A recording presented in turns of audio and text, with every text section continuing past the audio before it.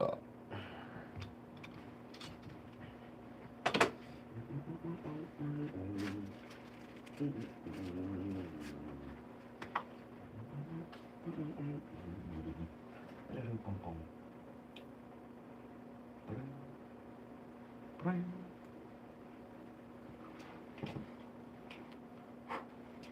Not torch.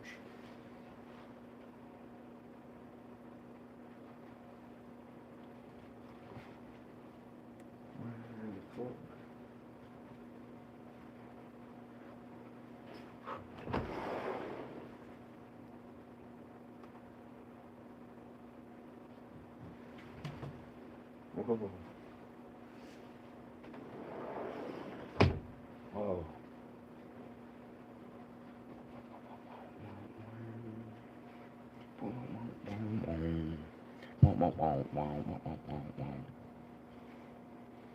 Hello, hello. Ah, yes.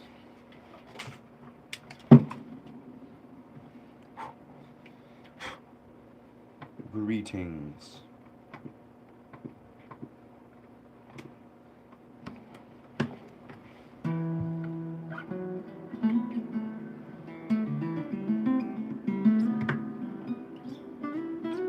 It is me wielding my guitar.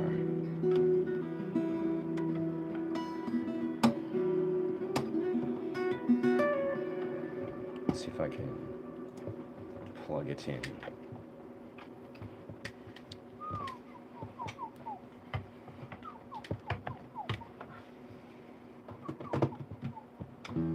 That's better. Balance. Harmony. Harmonies. Oh yes. That is it.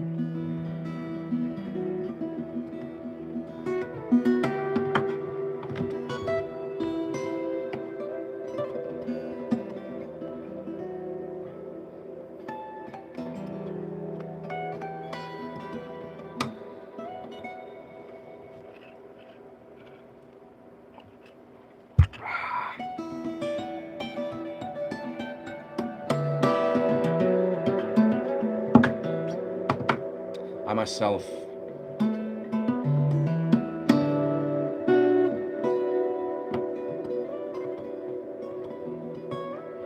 I've been thinking a lot about dopamine. Yes. Oh, I think I went out of tune there.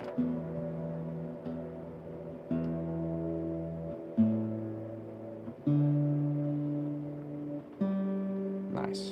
Been out of tune this whole time. Now we're back in tune. Absolutely great. Yes, but my mind is kind of clear as of my last videos that I've been releasing. Dopamine. It's been so prevalent on my mind. For a good reason. Because, you know, I cycle ashwagandha, which is like a, adrenalitic cortisone regulating herb, right? It's a root. I take it for sleep, but I've also been teetering off of it. And one of the effects of ashwagandha is many positive effects, but it also lowers your dopamine ever so slightly. In a healthy way, actually. That's the thing, is a lowering of dopamine subsequently isn't actually that negative. But the effect of not being on ashwagandha is your dopamine, it bursts upwards. But of course, there's many different ways to achieve healthy dopamine. That's been very real in my world lately. It's like, it's almost to a point of, sort of, if you're following my videos at all, sort of what I do, or what I sort of do in my everyday life, right? I am a strong advocate of filling your life with healthy dopamine, like being extremely conscious of what type of dopamine you're absorbing, like truly being extremely vigilant. And it's sufficient to say, in the simplest, right, we as human beings, right, we should be like truly consciously engaging in healthy dopamine. It's almost like it is a waste of existence in many rights to not try to like really fulfill yourself with a true healthy dopamine stimulus. It's like, if there's a way to increase your quality of life and your perception of that, which there is, then why not engage in this? Like, why try to experience a diluted or distorted reality, right?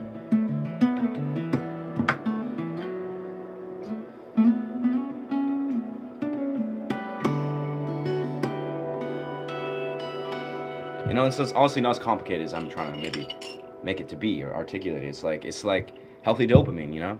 Healthy dopamine. It's just like healthy human beings in your life, healthy, stable intimacy, healthy strength training or cardiovascular training, healthy nature exposure, healthy cold plunges. I don't know, maybe a healthy relationship with things like healthy caffeine. Like, this is not caffeine per se, this is cacao. But like having a conscious awareness of your caffeine consumption. All just good, conscious, healthy dopaminergic practices. And of course, you know, my recent video, my long format video, is really like, it's like I oriented, yeah, why aren't you practicing guitar? Your brain is cooked, yes, yes. But it's like, it's all about dopamine mechanics. Like, it's really zeroing in on some of the most core, fundamental dopamine mechanics that is present when you're trying to learn an instrument. Let's turn up this a little bit. And honestly, in many rights, like if I'm being very forthcoming here, basically, and I've spoken this on my streams, of course, if you want to learn something like the guitar, if you want to learn any instrument really, especially long term, you cannot fundamentally operate from a realm of dopamine. I need all that minus the cold plunges. Yeah, that's okay. Cold plunges are not. This is not a prescription for cold plunges. It's like, I don't think everybody should be doing cold plunges. And even if you do desire to be like, okay, let's do cold plunges, it's not like a thing that you just jump headfirst into. You should be like very progressive and very listen to your body. Like with all these things, that's the thing with all these dopaminergic practices. The key thing is to listen to your body, always. Listen to the thresholds of how you're building these new pathways. But the key thing is, I think that's important, is in the world of dopamine and dopamine mechanics. Happy Maha Shivaratri. Shiva Ratri. Beautiful. Thank you, brother. Happy Maha Shiva Ratri. Yourself, friend. But yes, in the world of dopamine mechanics, so let's be real here. For lack of a better word, it's a losing battle. It's a losing farce. Like, you cannot be more on the front lines, or it's not, there's more. Yeah, you need to like be on this farce. It's almost like it's a losing battle. If you act like it's like a neutral entity, it's like, it's okay, well, like, you know, maybe tomorrow we'll regulate our dopamine, maybe in, you know, next year we'll figure out a good healthy dopamine practice. It's like, and it's an urgent thing, I think. So yeah, honoring your body, listening to your body, like honoring it. Don't force yourself to, like, I don't know, do crazy cardiovascular training or like cold plunges. But like, it's like recognizing the vitality, the importance. It's almost like, I think what I'm promoting in the simplest right, slip not. I cannot say I know this, friend. Thank you, growing. Thank you, brother. This channel is blossoming slowly, but the things that I'm gonna create and I'm gonna bring forth is like, it's only a matter of time. I'm very excited here. But yes, dopamine. Yes, listen to your body. Yeah, there's lots of brilliance, lots of brilliant practices that I think is more in your power. It's more in your hands than you would think.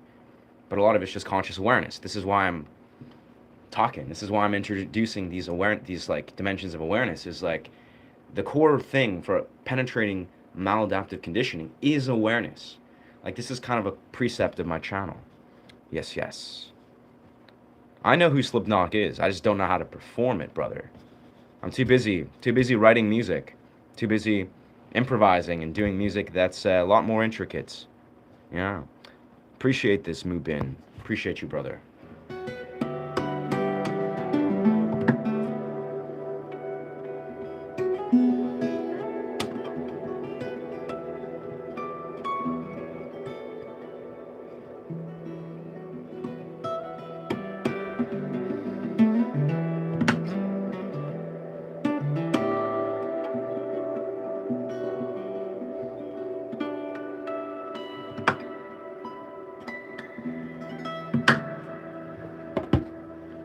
wicked.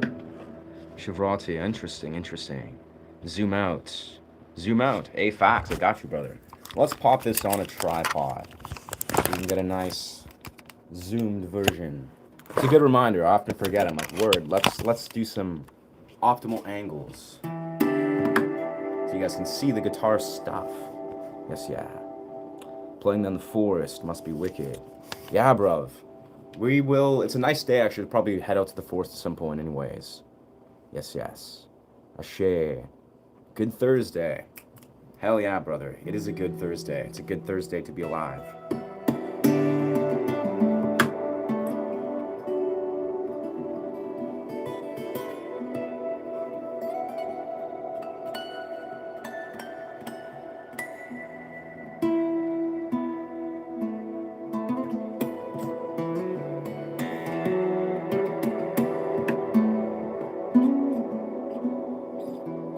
I'm feeling very ripe, for lack of a better word.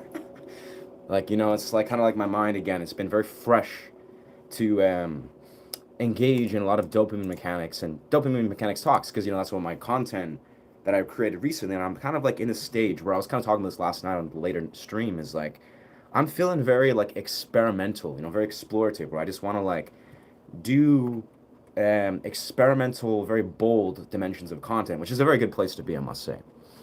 Yes. Where am I from? I'm in Coquitlam, or British Columbia, Canada. So Coquitlam, yes.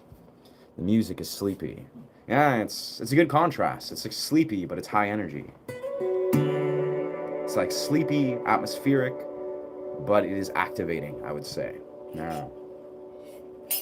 But yeah, no, I've been feeling compositionally very strong. What scales am I in? I don't know. I'm typically, I don't play in a single scale, but I typically play in E. Yeah, if I were to, I think I'm playing around with this weird, yeah, we're in E. I'm kind of doing some weird, like, I don't know how to describe it. I'm basically doing like, almost like spliced up.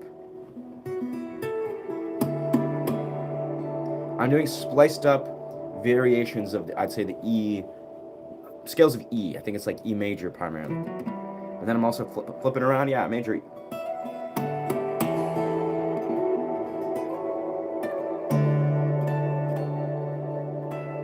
It's very intuitive. I'm not, yes.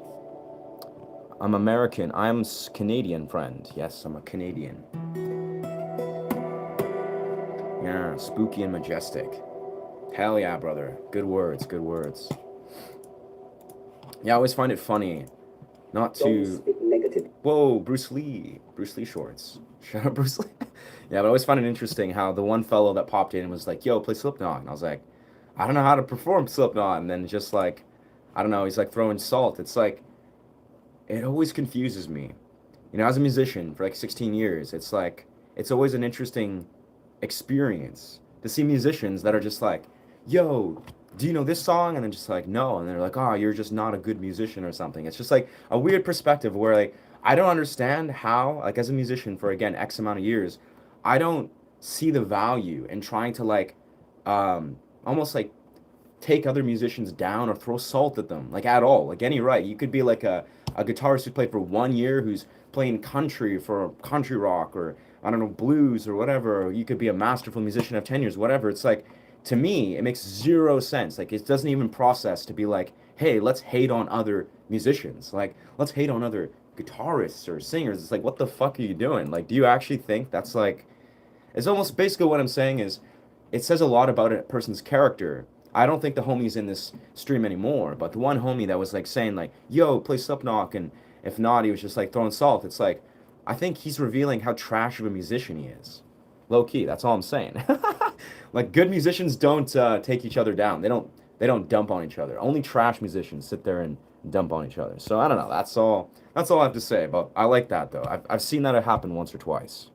What's good, brother? I got music tunes. Yes, that's why we're here.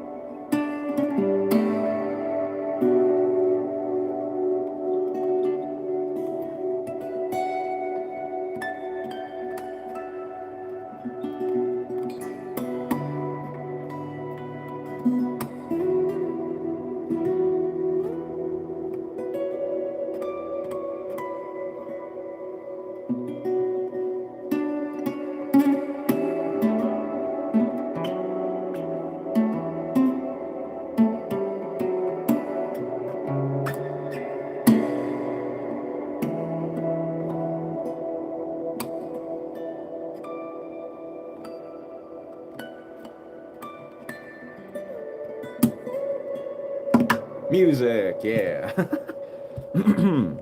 Thank you, dog. Thank you. You look movie. That's high praise, brother. I'm feeling like a movie. I'm feeling like I'm in a movie. Yeah, musicians talk. More so like that, just more listeners. Probably. I mean, I notice you're probably right, Captain K. These aren't like musicians per se. They're just maybe like fans or I notice no hate to the metal community because I love metal music. I love rock community. I love rock, punk rock. Love that shit. That's like my roots. Like that's the funny thing. Is like I've had a couple metalheads pop on, like probably older kind of geezers, and they're just like, "Yo, blah blah blah," and they just like throw some salt. I'm like, you do realize that I'm a metalhead too. Like I'm a rock, punk rock or metalhead that became an acoustic guitar composer. So it's almost like they're just throwing salt at the same community. But yeah, I think it's probably just, yeah, fans or musicians that are kind of just like a little bit confused and they're just venting. They're venting their projections. Yeah. It's because you are a writer for originals. Emanating is not a talent. Imitating. Yeah, yeah. That's yeah, I mean that's kind of blunt, but you're probably right, growing. I hold deep-seated beliefs, like it's my bias, right?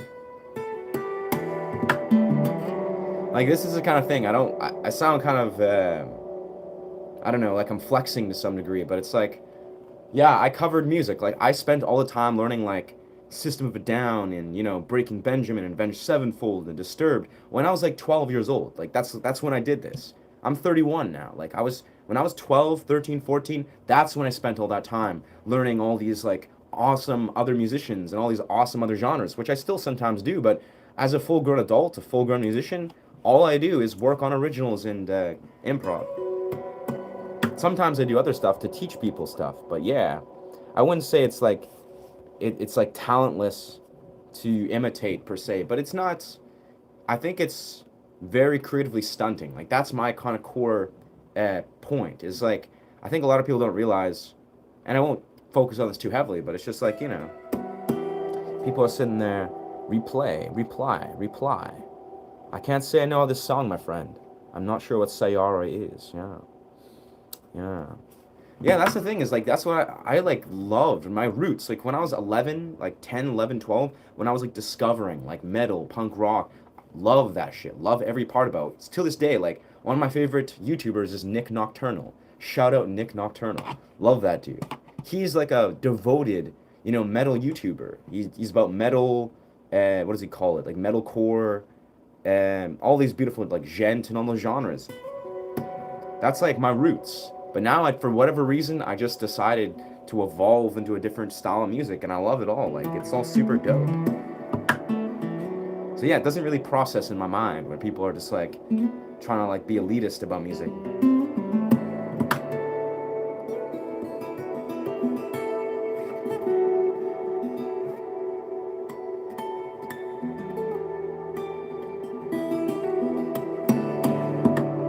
Anyway, back to the regular programming. Back to the regular programming. Imitation is the ultimate flattery. Yeah, it is. I think with the right intention, covering music, imitating it, taking all the energy and time to create other people's music or recreate it, beautiful. That's super dope. But for me, that's always been boring as fuck. Like after like 5, 6 years of being a musician, I got so bored of being like, man, like, so I'm gonna spend all day or spend hours in a day, like endlessly drilling out people's music. Now, to some degree, if the intention is pure, that can be super dope. But yeah.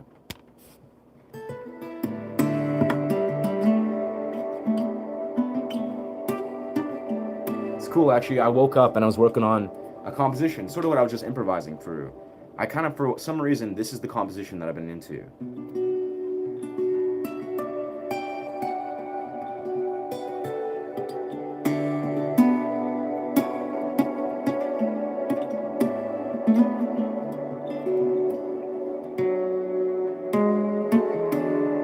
Something like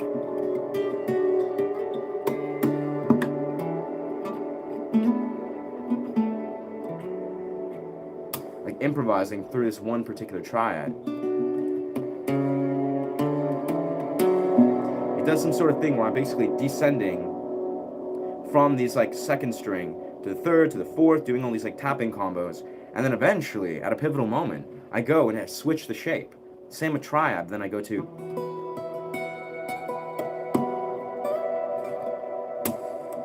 switching more, of emphasizing more the second and first string.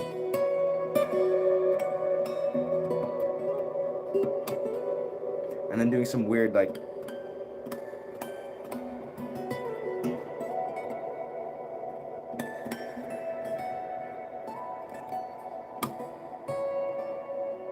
it's very incomplete, but the idea is strong, where I'm just like, okay, so I'm at this triad, so I'm doing like this shape, where it's like this finger, and then the third string and second string in the same shape on this 7th fret, 6, 3, and 2, and then eventually I switch it to 5, 2, and 1, and I'm basically just playing around with those shapes and doing these like interesting,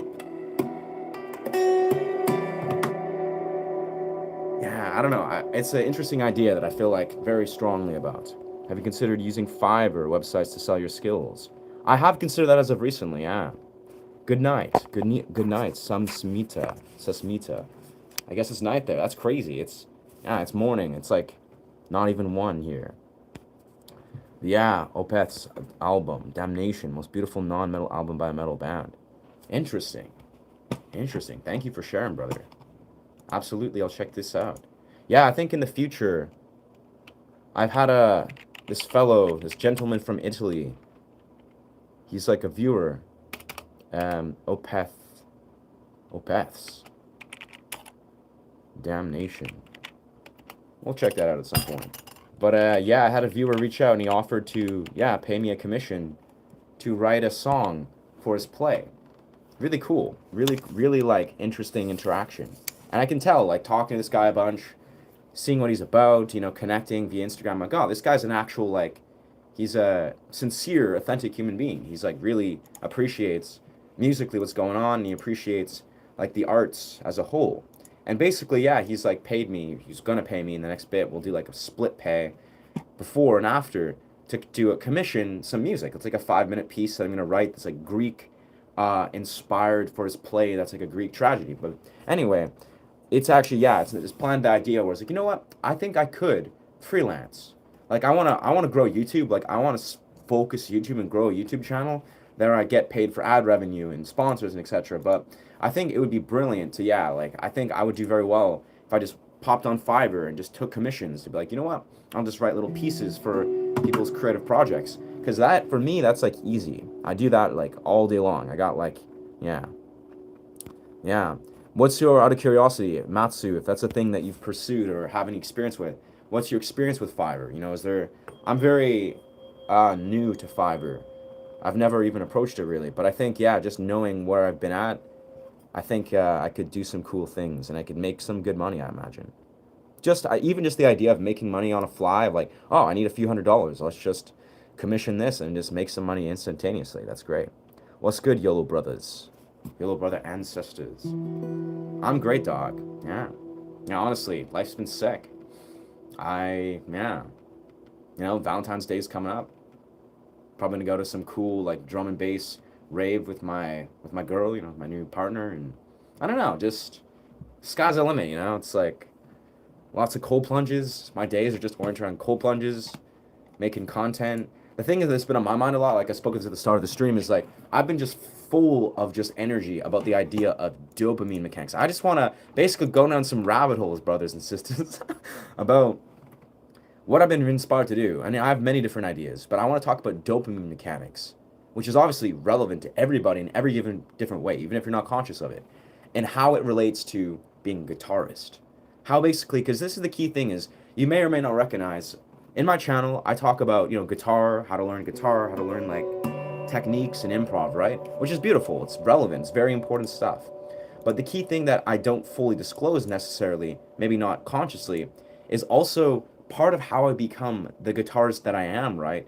Is I'm also facilitating many healthy brain practices, health practices, dopamine practices. Like, the first little thing that I share is my cold plunge practice, but I do many things. Like, I do many things. It's like I have a repertoire of things that I do all the time, and I'm always like, whether I'm reading about lucid dreaming or I'm doing forms of strength training and movement training and qigong and freaking cold plunge, it's like my brain health is my emphasis. It's almost like I've known this for many years. It's like I'm nothing without my brain health. As a musician, the ability I have to create and to execute, whatever I'm doing and create and compose, and it's all reflective of my brain health. So yeah, I feel like what I'm going to do continually is try to focus on bridging those worlds of creating content that's actually talking about more the behind the scenes of how you can become a better guitarist via facilitating healthy brain health. Also, I'm going to make a Patreon that's more about that.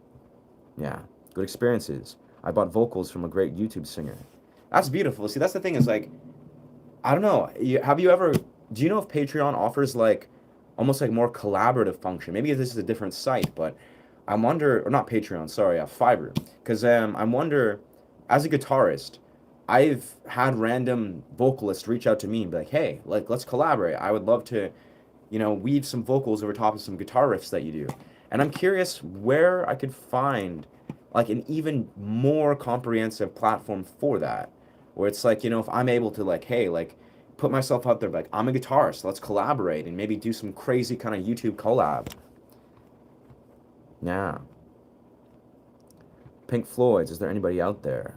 Solo portion. Huh. I'm not familiar with that one. I'm kind of curious what this is though, what it sounds like. Is there anybody out there? Oh, that song's. Is there anybody home? That's such a great song, is there?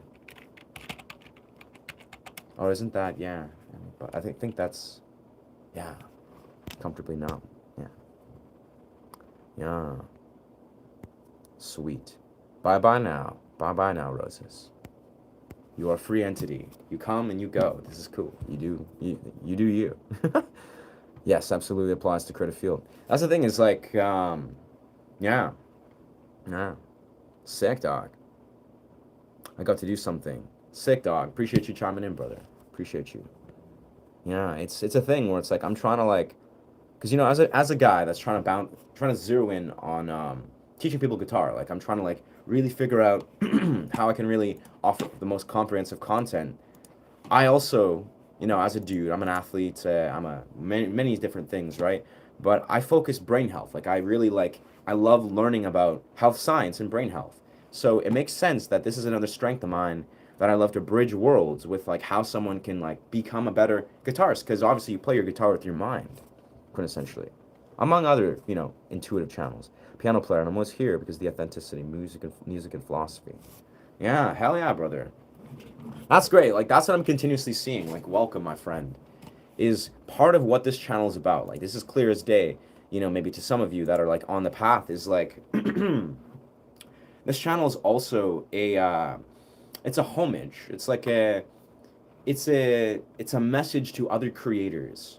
If you are new on this journey, like if you're like me, I was literally 6 months ago had 0 subscribers. Like that's where this has been at. It's like I was new as fuck as they come, and we're all here together. Like this is like a sort of part of the point, unconsciously at least. It's like if you're a musician YouTuber or a creative YouTuber and you're trying to sort of figure out, like I am, the ropes. Like we're studying YouTube. Like the homie Floyd Rose Bridge official, shout out the homie.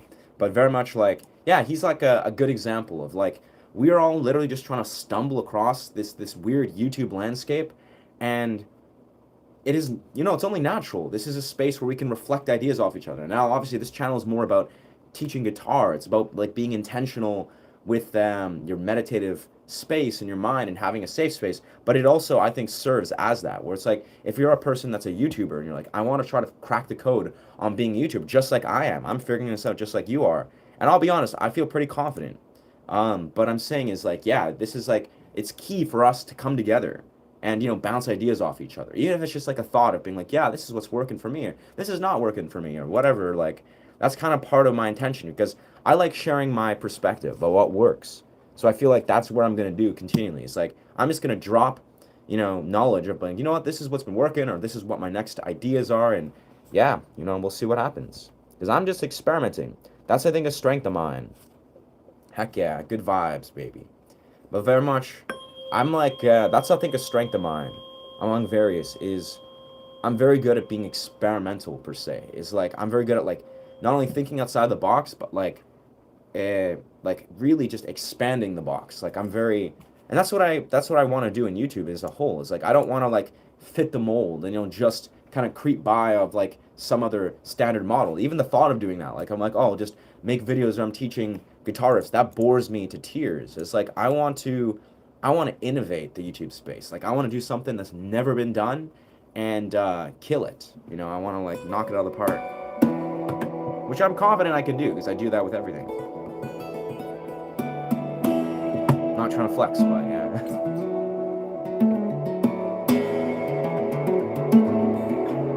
YouTube is very important. It's a very important endeavor, I feel.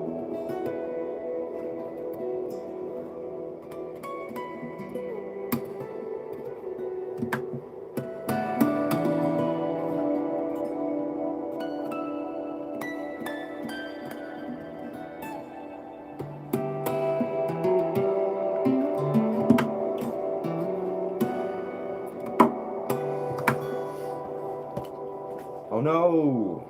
Knocked over my incense holder. Ash everywhere. Damn though. I don't know, frankincense. I don't know if you guys ever burn frankincense. That stuff's legendary. I'm begging you. I'm not sure what you're asking here, friend. If it's a cover or a request, I don't really do those.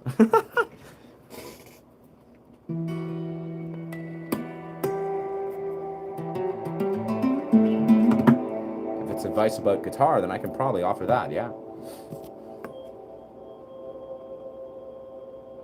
That's the rock music. I'm begging you. Hey man, yeah, that's sick. We're all about rock music on this channel. Yeah, facts.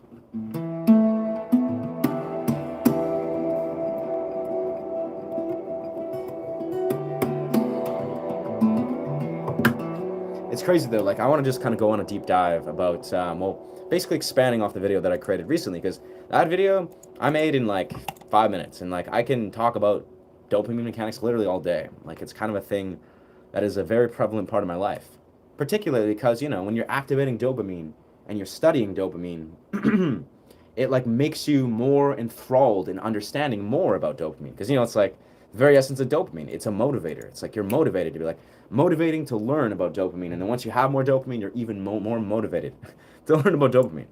But anyways, what I'm speaking of is delayed gratification. So I spoke of it briefly in this recent video, and again, I can speak about delayed gratification all day long. Is that all? Yes sir. Yes sir. Do we do jazz? We kind of do. Not very consciously, but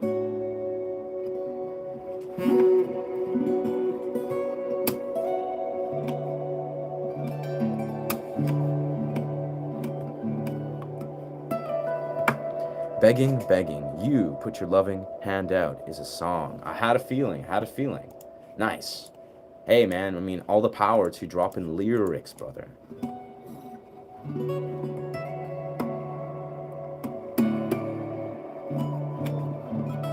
Yes, delayed gratification, my guys. Like, this is the thing, is like, if we want to really just like observe and go deeper in what this actually is and means, right? Like, think of it, like, we're playing guitar right now, right? Think of it, you're like, hey, let's learn a chord or a riff, and you're like a new guitarist. You're like, I have no idea how to make a bar chord. Instant gratification would be like, you play it, and you're just like, that feels so weird to play a chord wrong, but yeah, you play it wrong, and your hands are just like, actually even sounded cool, but you play the chord wrong per se, right? You play the chord, and you're just like, damn, that didn't sound right. Delayed gratification will be like, okay, how can we figure out how to do anything that it takes to get to this point? Even if you're, say, developing a strategy, you're like, okay, well, what if I do a different thumb placement? Or what if I try to fret these three fingers and try to separate and isolate these three fingers to create an even spread of how I can execute this chord? Maybe I can practice on just strengthening this finger so you can do it, and then strengthen how to do a finger plucking. It's like delayed gratification is trying to find pleasure and gratification, as it is, within strategizing and basically using the process of figuring out how to solve a problem in the long term. Even if you don't solve the problem within an hour, within a week, it's like your mind will literally be like, I'm going to figure this out. I don't know how, and you'll get stifled. It'll be difficult. But your brain is still receiving dopamine from that. Instant gratification is be like, I want to play a song, and then you hear a song, you're like, okay, I want to rock out right now, and you play it wrong, and your mind's just like, wow, that sucks. I'm trash. And then you just kind of put down your guitar. And then you're just like, instant gratification basically doesn't reward you for doing it wrong, for failing. It's like your mind doesn't genuinely believe, well, I could probably accomplish this if I really work hard and apply myself. And the idea that I might be able to accomplish this one day is gratifying. It's almost like instant delayed gratification is literally a very distinct mentality. This is kind of what I want to say. What's poppin'? What's poppin'? Oh, yes. Play one of those famous melodies. I mean, I have no clue, brother. I have no clue. I am not your cover artist fellow YouTuber friend. I'm just, I don't know, I do my thing.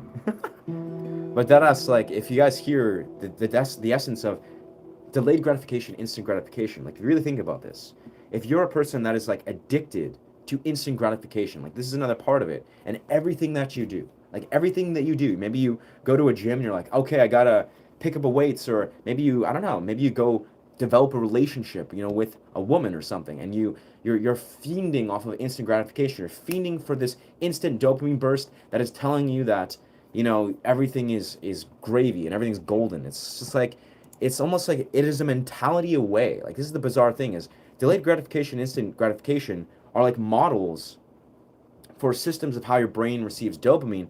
But the simplest piece of it is the difference between the two is literally a mentality. It's literally a mentality. For one, like, delayed gratification will tell you that, I will find a solution. Doesn't matter how long it will take. Instant gratification is like, there's not a solution now. How can I find the solution and, solve this problem? It's like a perception of how you perceive problems. Yeah. Sloam song. Sloam. Well, that's the thing, is delayed gratification is more so relating strictly to dopamine, but of course, yes, like having sufficient serotonin, like sufficient natural serotonin, that's a whole nother piece of it. Because obviously, the way serotonin and dopamine work is they're synonymous, they're interchangeable. So basically, the more you have one, they're gonna fill each other. They're gonna fill each other's cups. Like, here's serotonin, here's dopamine. If you suddenly have, serotonin up here, and you say you engage in a lot of dopaminergic activity, serotonin goes down. And then serotonin and dopamine, they're like on a very different level. So surely the quality, if you're, say, receiving instant gratification, this is the problem with instant gratification, is bursts of dopamine that are continuous, that are addictive in the nature of them. It's like you're getting bursts of dopamine. So your serotonin, naturally, it has nowhere to go but down. So yes, if you're getting instant gratification, it's likely that your serotonin is greatly deficient. Not necessarily always, but very likely. And on the opposite side, when you're receiving delayed gratification, it's dopamine that operates in a different way, in a more controlled release. That's not instantly being bursted. Like, you open up your phone, you scroll through social media, and bang, you're getting all these bursts of dopamine via instant gratification. Your serotonin has nowhere to go but down. So, yeah. Yeah, brother. Delayed gratification produces yes. It's bizarre, brother, but it's beautiful stuff. Hey, appreciate that, Yash. Appreciate that, brother. This channel's about guitar, but basically, right now, I'm talking about the dopamine mechanics relating to learning guitar. Because, like, the whole point of all this is, if you have a very particular style of receiving dopamine, in my experience, this is what translates into, say, learn something like the guitar. It is basically, because if I'm being very forthcoming, it's like, say you're a guy that's like, I want to learn a harmonic. Well, that was a trash one. Missed it. Like, I'm teaching you a harmonic. You're like, oh, sick, I want to learn pinch harmonics. Or tapping or whatever, right? You want to learn any of these guitar techniques. You need to realize that a lot of these techniques, like if I'm doing a harmonic, the ability to fluently weave in a harmonic via improv is probably not something you're going to be able to do for I don't know, many months, if not a couple years, right? But the brain that is receiving and processing delayed gratification is going to be like, all right, bet, doesn't matter. I don't care. I don't care if it's going to take 2 months. I don't care if it's going to take a year, a couple years. You're going to realize that just the idea that one day that you can master this will give you a burst of dopamine, that alone is actually hacking your dopamine and letting you receive dopamine for the process. You're falling in love with the process, which is what delayed gratification is. And then when you do unlock, say, you're like, okay, I've unlocked pinch harmonics. Whoa, that sounded amazing. You get a burst of dopamine that has been literally why you're created the anticipation. And then you just get the surplus. Your mind is literally like, wow, I feel great. I've unlocked this harmonic. I can do anything. And guess what? That also sets up the next layer of delayed gratification where your mind goes, oh, so I've planted. It's basically like, think of it, it's like you're planting a seed. It's literally just like you're planting a seed that's going to grow into a tree one day. When you receive that tree and you receive those fruits, you're like, wow, I love these fruits. They're amazing. But then while you were planting those seeds for those trees, you now planted another seed. And that seed is now going to grow within X amount of time. And when you receive those fruits, you're like, wow, I can't believe how incredible those fruits were. That's how learning the guitar works in many rights. It's not going to be an instantly gratifying thing. It's not like you're receiving the fruits the very day that you planted the seed. But the reality is, eventually, when it is received, you'll understand the very construct of what it means to apply yourself for a long-term endeavor. And this obviously applies to many, many different things in life. Yeah. It's talking about dopamine today. It's going interesting health rants in between guitar playing. Yes, yes. Yeah, it's like I'm surprised. I thought that's a normal thing, that YouTubers just talk about whatever they want. I don't know. I mean, that's how it is here. Yeah. Of course, brother. I actually think I really liked how that appeared. I might just take that as a clip and release that as a video, because that's exactly what I wanted to say. Yo, bro, it's great. Yes, play some songs.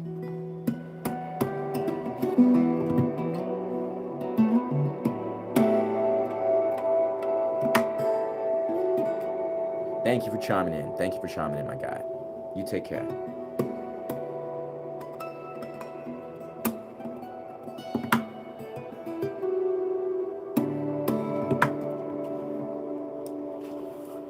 What is good? What is good? It's popping, Emil. Yeah, I appreciate you listening, bro. Like, again, it's like, to Yash, these things may not, like, feel free to comment on the nature of, like, if I'm being, what's the word? Too elaborate, too intricate with the details I'm offering, which is fair. Like, feel free to comment that, to engage in that, because this is the same thing if I'm teaching guitar. It's like, I get very excited, and I also forget very easily the level or the stage of where a person's at within learning things. Like, when I first make content about teaching guitar, I'd release like 4-minute videos via shorts where I'm talking about like all these elements of guitar, where a lot of it is probably not going to help you very much if you're a beginner or intermediate. And I forget these things easily, right? Even if I'm talking about dopamine, I think it is vital for me to try to slow down and be like, you know what? How, instead of explaining it all at once, what is something that's like very relevant to a beginner so they can absorb it,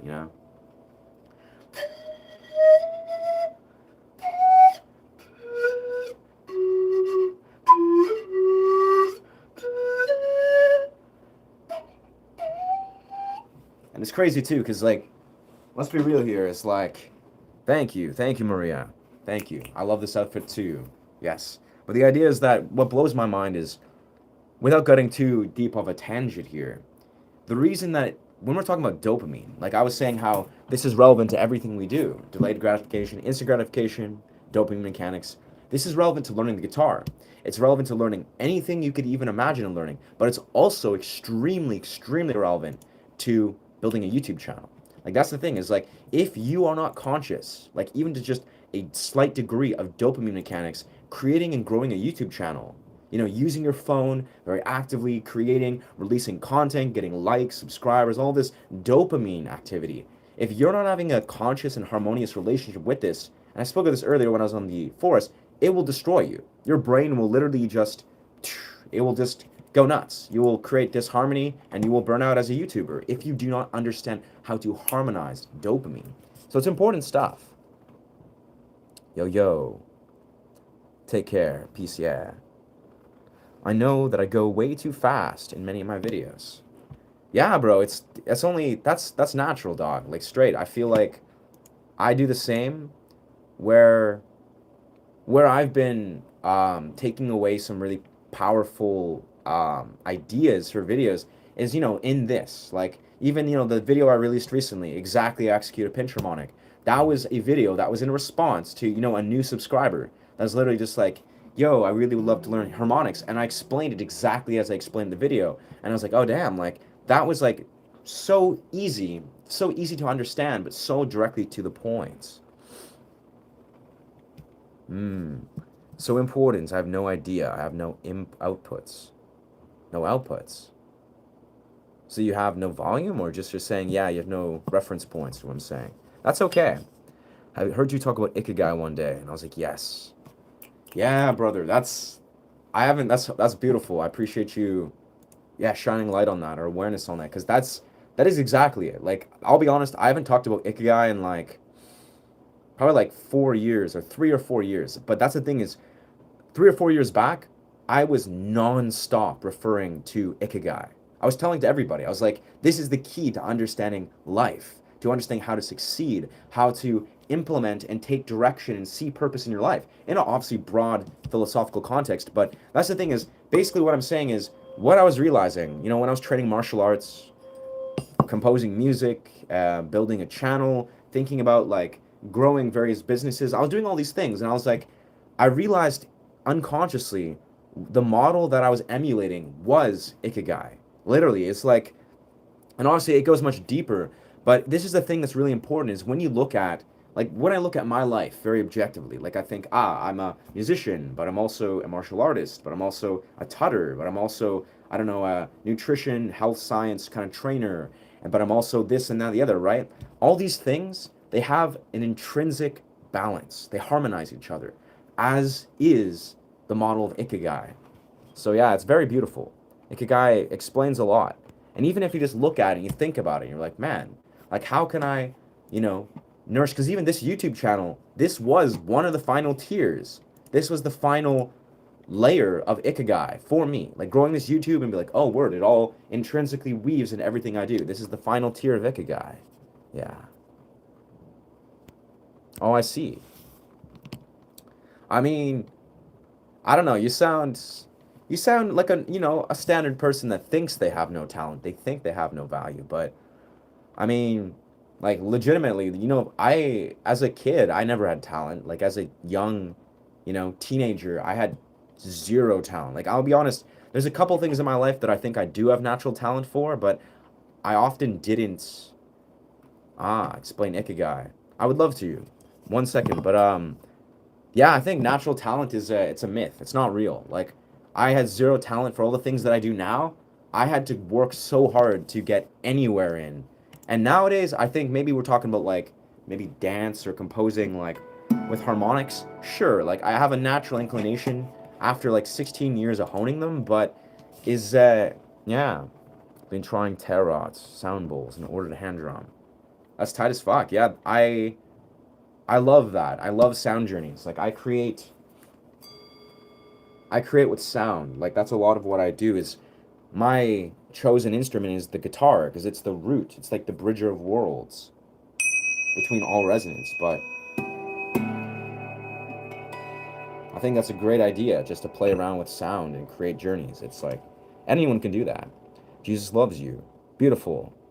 I am not a Christian, but I love connecting to source and to spirit. Yeah. What's that? But yeah, to the brother, let's see.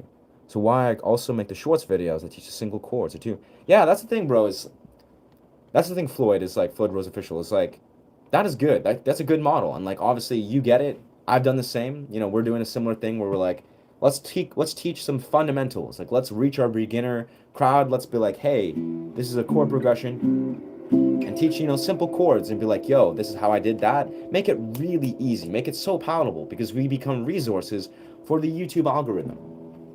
That being said, I think once we get to a certain point in our journey, I mean, people can succeed. I see YouTube channels that all they do is teach people riffs. They have courses. They're doing fine, I'm sure. They got hundreds of thousands of subscribers. They were doing great. Personally, I don't want to be one of those channels. I want to, climb the ladders. I'm like, okay, we'll try these different realms, and hell, if that gets me views and that helps people and that my viewers love, learning about riffs and the songs I love, hell yeah, like we'll do that all day long. But I think what my channel is going to be more so about is a lot more of a larger vision. Like I want to basically do experimental, very free form dimensions of content that is basically stuff people have never done, because that's what I think is going to succeed in YouTube land. But yeah, anyways, Ikigai. So I forgot I haven't talked about Ikigai in like 4 years again, or like 3 years. Let's open up the Ikigai model. Because I forget often what the exact model is. So here we are, Ikigai. So, Japanese concept, yes. So we have Ikigai, as it is. This is our model here. What you love, what the world needs, what you can be paid for, and what you're good at. And then it has like the subcircles of passion, mission, profession, vocation, and they all interweave. Now, I'll be honest, I've never been one to like follow Ikigai down to a T. Like, for me, it's like, okay, what I'm good at. For me, I would say that's tutting. That's always been, I'm really good at dance. But I'm also, what I love, I would say, is music, like deeply, what the world needs. I would say that's understanding parallels of like honoring the body via like being a trainer, via training, so athleticism, health science, what you can be paid for. This is where the king archetype energy of building a community, be a YouTube channel, be a community building and taking on like the profession of what I do professionally, that's kind of like the fourth tier. And for me, because this is the thing you may notice or may or may not notice, everything I do, they intrinsically weave into each other. Tutting, dance. Yeah, I love dance so much. Dance is like my life. I've met all my intimate partners. I meet so many beautiful humans via dance. It's a thing that I have been doing as long as I've been doing guitar, but dance is one of those things that I would say I'm very good at, but it's also something that I love. But I'm saying like dance is like a thing that I've done purely out of passion. But the thing about dance, this style of dance, this also makes me a better guitarist. It also makes me happier, and it also is healthy. But the thing is, what I love is music.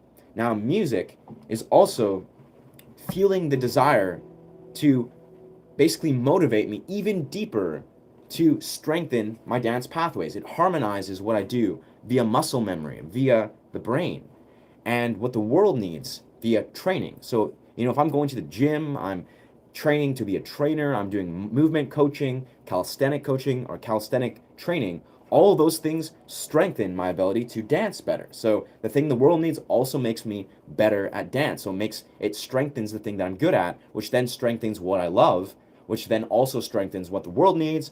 And then what I paid for is intrinsic to all of these things. So what I love, what I'm good at, and what the world needs is also being fueled via the YouTube channel. All these things, they stream into each other perfectly. So anyways, it took me many years to see that, but Ikigai is what you love, what you're good at, what you can be paid for, and what the world needs. It's a broad model. It actually branches off into many other different models. It's a large model. But yeah. So it's basically once you recognize, like even Ikigai's side, if you realize the intrinsic nature of what you do, like even my perfect example, again, this is the exact model. I'm really good at dance. Like I love dance. I do it often. I go to events. I meet people. I do like dance battle type stuff. It's a thing that I do a lot. I love the dance community, love it infinitely. And guitar is like a similar parallel. If I'm go out and dance for like 6 hours, or like, sorry, maybe 3 hours, maybe 4 hours, that makes me a better guitarist. Like I'll wake up the next morning and I'll be banging out like crazy riffs. I'll have so much dopamine in my brain that I'm just like on fire. So anyways, prefer to follow yes, the more what I'm good at than anything. That's good. But I think, to be perfectly honest, brother, like the full-fledged, fully developed model will be all of these things. Like truly, it's like maybe you won't even, some people, not saying you particularly, but some people will go through their entire lives and not fully develop these models. Like, you'll just like focus what you're good at and maybe what you're paid for, but then you never focus what you love, you never focus what the world needs, and that's okay. You can live an entire life and never fulfill Ikigai. But what I'm saying is, Ikigai seems to be the intrinsic balance to accelerate, well, growth, expansion, and manifestation, for lack of a better word. That's my understanding of Ikigai. I think I'm going to make a video about Ikigai. If not, just take what I just talked about and make it.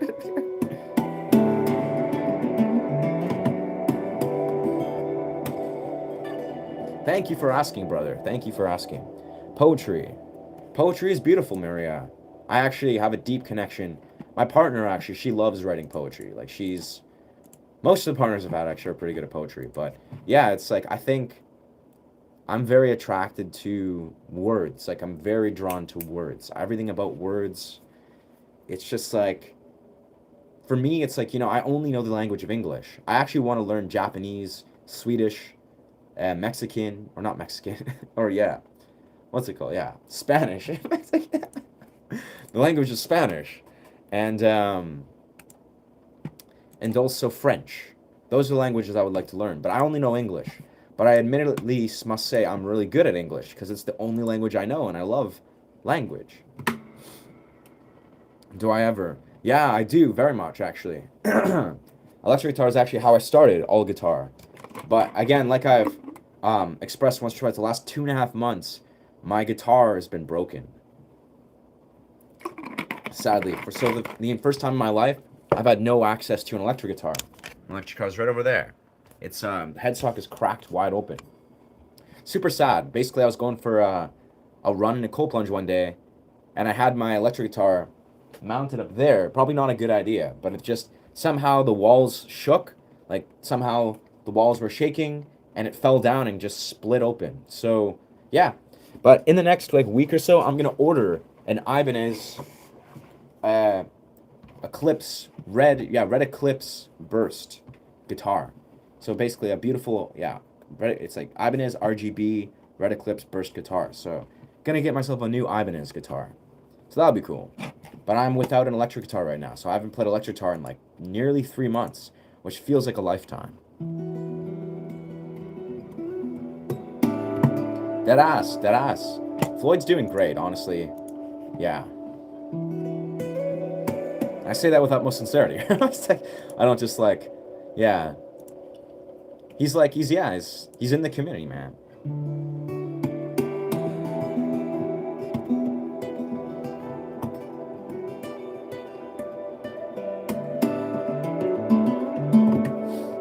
Gonna go, but thank you for your contents. Sick, dog. Good to see decent people full of life. Good job being mindful and balanced. Thank you, brother. Thank you. I appreciate you and your name, Musically Elevated. I'll check you out, brother. If you're a creator. That's sick, bro. Appreciate you. Yeah, there's some good talks already. Yeah. I've been sort of what's the word? Deviating from streaming a little bit. I've been streaming, still every day. But for a while, was focusing my live streams 3 times a day. And that's when I was getting tons of subscribers and views. Which I'm doing all right now, but I'm so close to breaching 1,000. I'm black, I'm white, I'm Asian. It means I'm panda. That's awesome, man. Yeah. All great ethnicities, truthfully. Love Asian people, love black people, love all the different races. So that's the fact that you have those diversities, that's kind of cool, man. I think I'd appreciate that.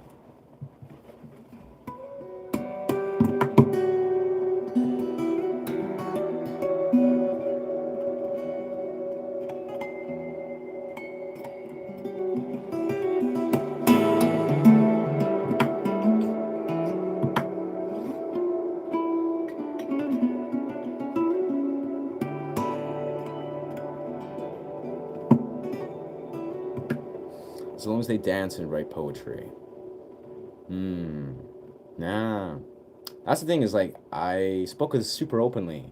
At some point, I think I'm going to take this stream to the forests, because, it's such a beautiful day, again. But, yeah, I mean, legitimately, dancing is a portal. Dancing is such an extraordinary, exquisite portal. I can't even emphasize this enough. It's you might believe me, and you might think of some sort of model in your mind. Maybe you don't, but what dance can serve you. This is what I'm simply saying. This is the same thing with guitar. It's the exact same thing. if you honor this portal, like if you actually lean into it, you know what, I'm gonna learn to dance and spend time connecting with the community and figure out what this is all about. And for me, I don't know, I was just fortunate at a young age when I was like 15 years old. I had a good friend of mine invite me to go to a rave, and I had the best time ever. It was like I was in a movie instantly. And this is when I was in high school. So I was like, living the high school life. And then suddenly, my buddy was a photographer for raves. He's like, yo, you should check this out. Come by. And I was just like, okay. And then I just like went to this rave, had no idea what raves were, met this girl that I started dating for a period, had a really cool time. Yeah, and then I just like saw a bunch of friends from school, and then bang, went back into life. And fast forward to then, I've been in love with the dance community. It's just like the ability to dance and like connect your body and create portals. It's powerful. It's an infinite portal. Yeah. I love bar exercises. Interesting. I'm not sure I'm familiar. If you mean bar like ballet? Bar exercises. Ah, bar. Very fun. Yeah, so like stretching. I see a lot of people at Planet Fitness, they do this kind. So it is kind of like ballet, but then just like lots of wide stretches. That's beautiful. I'm sure that's very good for your body. Yeah. Only been once. They were closed down due to drug use. Yeah. That's the thing is, this is the thing. The caveat is if you're gonna, okay, to Miss Mom Handle, and this is maybe easier said than done. If you're gonna go to a rave, right, you likely want to understand what is the spot, because raves are not all the same. If you just go like to any club, any rave, any event that's like, oh, we're playing electronic music, it's probably gonna be trash. Like, I'll be perfectly honest. It's like it's probably gonna be a weird vibe. People are intoxicated. It's a crappy crowd flow. The music kind of sucks, or maybe it's just like subpar. If you know people who are in the rave scene, like you meet someone, you know somebody that's like, oh yeah, yo, I'll show you what the local rave scene, or maybe even like ask around. You ask around to like local Facebook pages or Reddit channels, and you're like, hey, what is like um, the good like shows or rave venues around? Because I'll be honest, in Vancouver, where I'm from, well, I'm in British Columbia, Quillam. Vancouver's like the downtown, right? There is like one, maybe two good venues, like really good venues. And I'm telling you, the difference between going to one of these good venues versus like a random event is profound. Like one is basically just like a random club, kind of drug-addled, kind of weird flurry of random endeavors and interactions that is just not even resemblant of what a good show is. And then the other, this place is called the Red Room, actually. Shout out Red Room. Shout out Red Room. But legitimately, that place is like a whole nother thing. It's like high tier, professional. The music is extraordinary. The subculture is extraordinary. You'll have like, people that are like dancers and incredible artists everywhere. It is a completely different energy. So what I'm saying is, I speak highly of the dance scene, but that's because I've been in it for 16 years and I understand exactly what to look for in an event. And even further, I'll go even further that I'm also a sober, raver. I go to shows and I dance and rave completely sober. I've been doing this for 11 years, right? And the key is there is sober events. Not everywhere. They're not as popular as regular events, but they exist. There's sober dance event, and they're amazing. Like, don't get me wrong. They're not. You don't lose anything when you extract or take away alcohol and drugs. It actually is even more fun, in my experience. So what I'm basically saying is, it almost takes a little bit of homework, a little exploration, a little bit of searching to find the really good underground dance scenes, but they exist. Trust me, they exist. Now, again, maybe if you live in like very, very remote places, it's probably harder to find. Like as you say, you live in northern Canada. No races or raves here. They probably exist, but again, it's like maybe a little harder to find. Maybe you're right. Maybe it's Vancouver has a very like ripe nightlife scene. But truly, even if you go to a centralized area, it takes a little bit of homework. It takes a little bit of like searching to find the good rave communities or dance communities or sober rave communities. And when you do, these are like life-changing portals. It's like once you discover these are very good. Anyways, raves aside or whatever you want to explore, the key thing is, I think it's just connecting with dance. So whatever that looks like for you. There's many different ways to connect with dance in my experience. It can be any style of dance, but and I like it all, to be honest. Like I like partner dance, I like all the little experimental contact dance. I love just all of it. It's so great. But eventually, you just gotta, you gotta push yourself out of your comfort zone where you become, body aware, and you're able to like be confident in your body and with the opposite sex, and then it's like it's a game changer. Life becomes like a movie.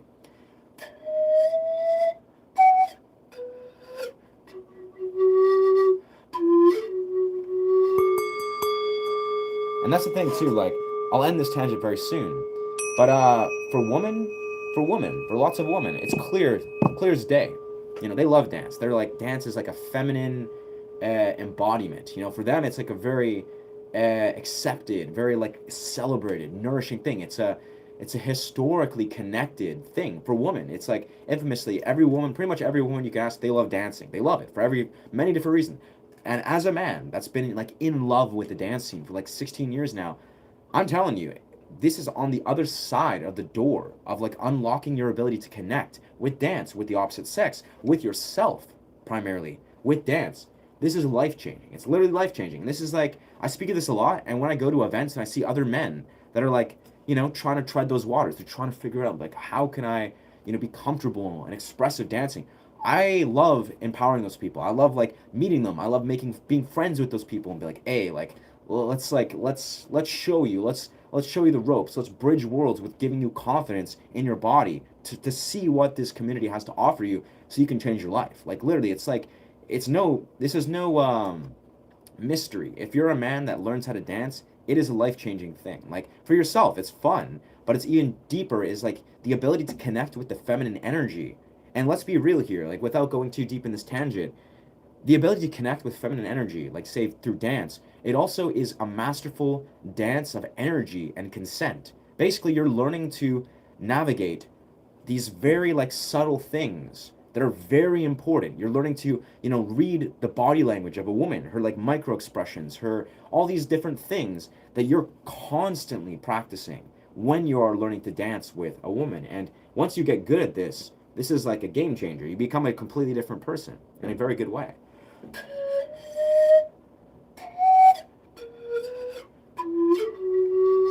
So yeah, long story short, it's important.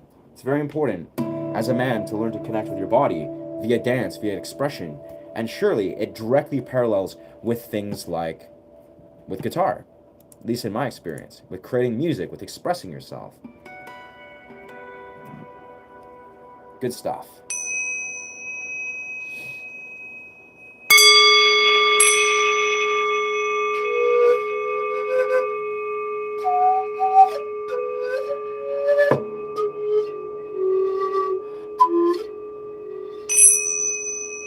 And of course, all that being said, like the caveat of understanding when you're a man or a person that desires to connect with your body and go in the dance community, let's be real here, you're going to find a profound amount of discomfort, if not endless dimensions of discomfort. But guess what?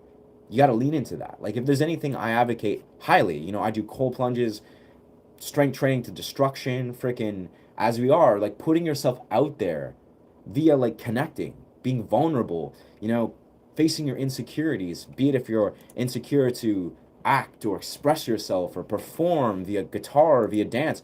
All that shit is like cathartic. It's catharsis relating to expressing yourself.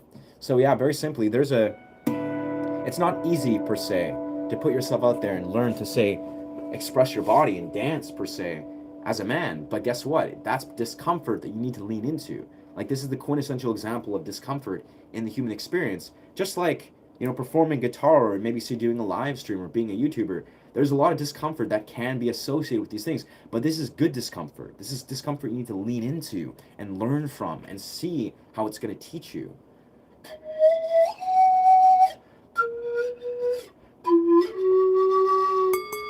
Anyways, a lot of beautiful talking here, but we're going to probably soon go for a walk in the forest. Sit together in the natural world and just kind of listen with nature. I think that's the next chapter of this live stream.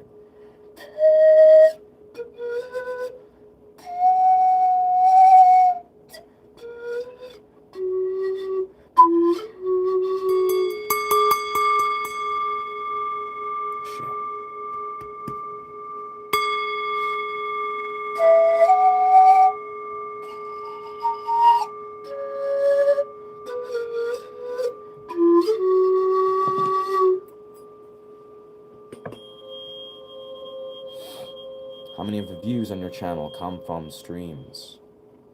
Um, Pretty much all of them, brother.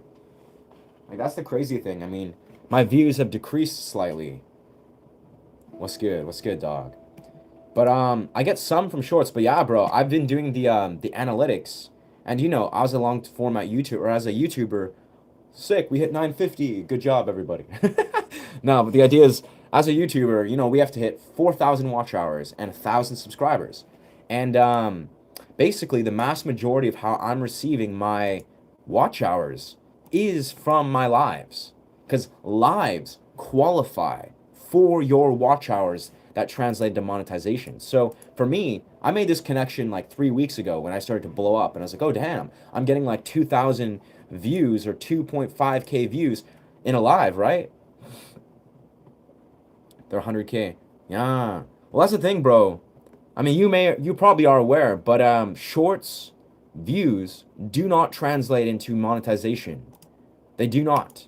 You need like 10x amount of shorts views, which is difficult. Like you need something like, what is it, like 10 million views in a shorts. You need 4,000 watch hour views to, in a long format or live context, to be officially to be monetized.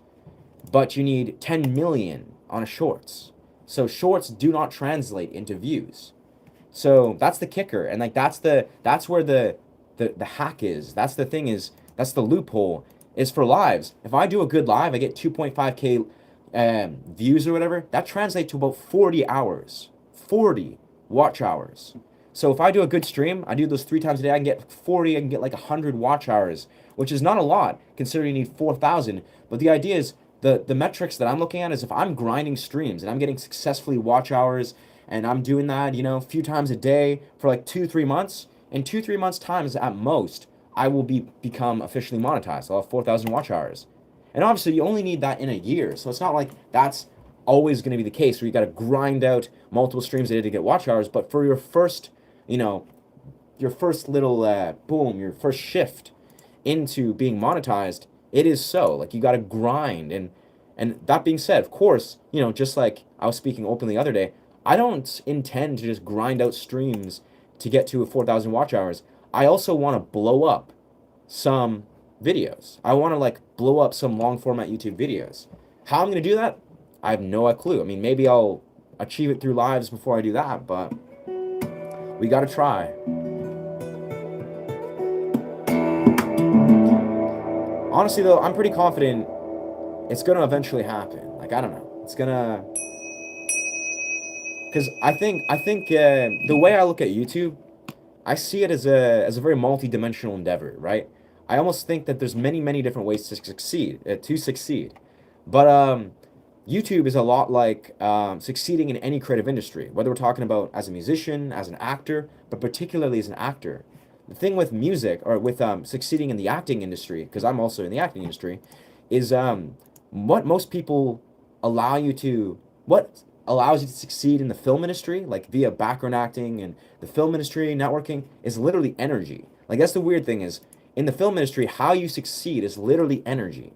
You literally, if you have a good energy, good presence on a film set, and people are like, oh yeah, it's this guy, I like this guy. Like everybody just sees you, the director, this, that will translate into you succeeding more in the film industry. And I'll be honest, from what I've observed so far, YouTube is like a very similar echo of the film industry. Yeah. I don't know. That's the thing is, you're probably correct. I don't think blowing up, like going from 500 to 1,000 to 100,000, that doesn't exist, without a shadow of a doubt. But what blowing up does exist is when you're in like, you know, the viewership of like 10,000, you know, you have 10,000 subscribers and you're killing it, making high quality content and you're grinding, and then you go from 10,000 to like 300,000. That will happen. That is what I mean by blowing up. And that is what should happen actually, if you're a really good high quality YouTuber. But the key with that, I think, if we've learned anything from observing other YouTubers, is you just got to make high quality content. Like you just got to constantly desire to make high quality videography, high quality entertaining content, and just constantly want desire to make it better.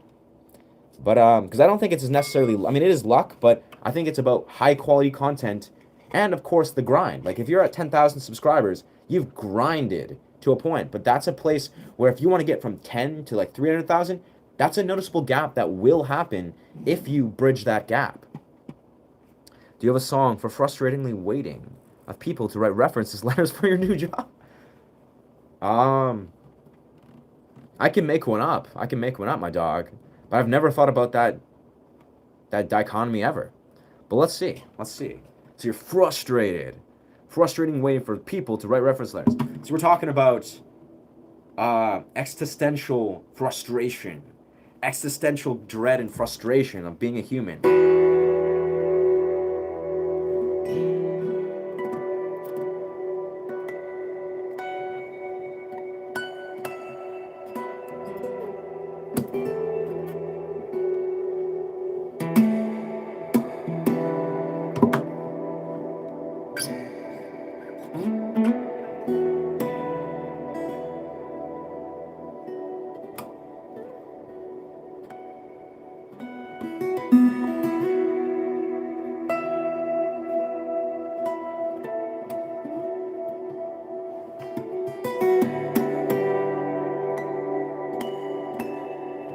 It seems too profound. It seems too profound for that subject matter. But I mean, existential dread, bro. There's something going on.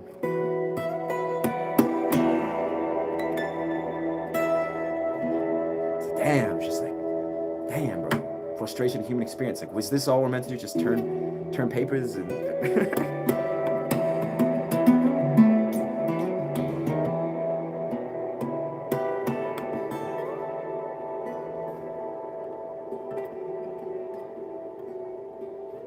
And then we're getting soft, just getting gentle. Means we're resolving, we're thinking, reflecting.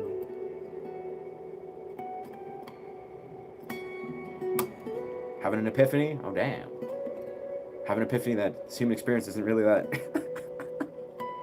isn't that, serious.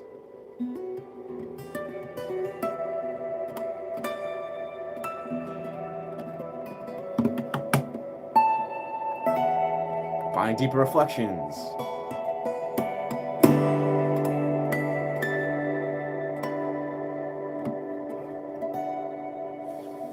Deeper truths. And then that's just going. Yeah. Yeah, bro. No. So that. Do you have a lot of horizontal improvisation? Yeah, that's... For whatever reason, as a young guitarist, I was, like, very unattracted to horizontal improvisation. Or, sorry, vertical improvisation. And very, very attracted to horizontal, where it's just like... And even as a guitarist that understands, like, the vertical realms, more or less, I probably could hone it even just a little bit better. Vertical, for me, is what it feels expansive. Like, you know, if I'm going...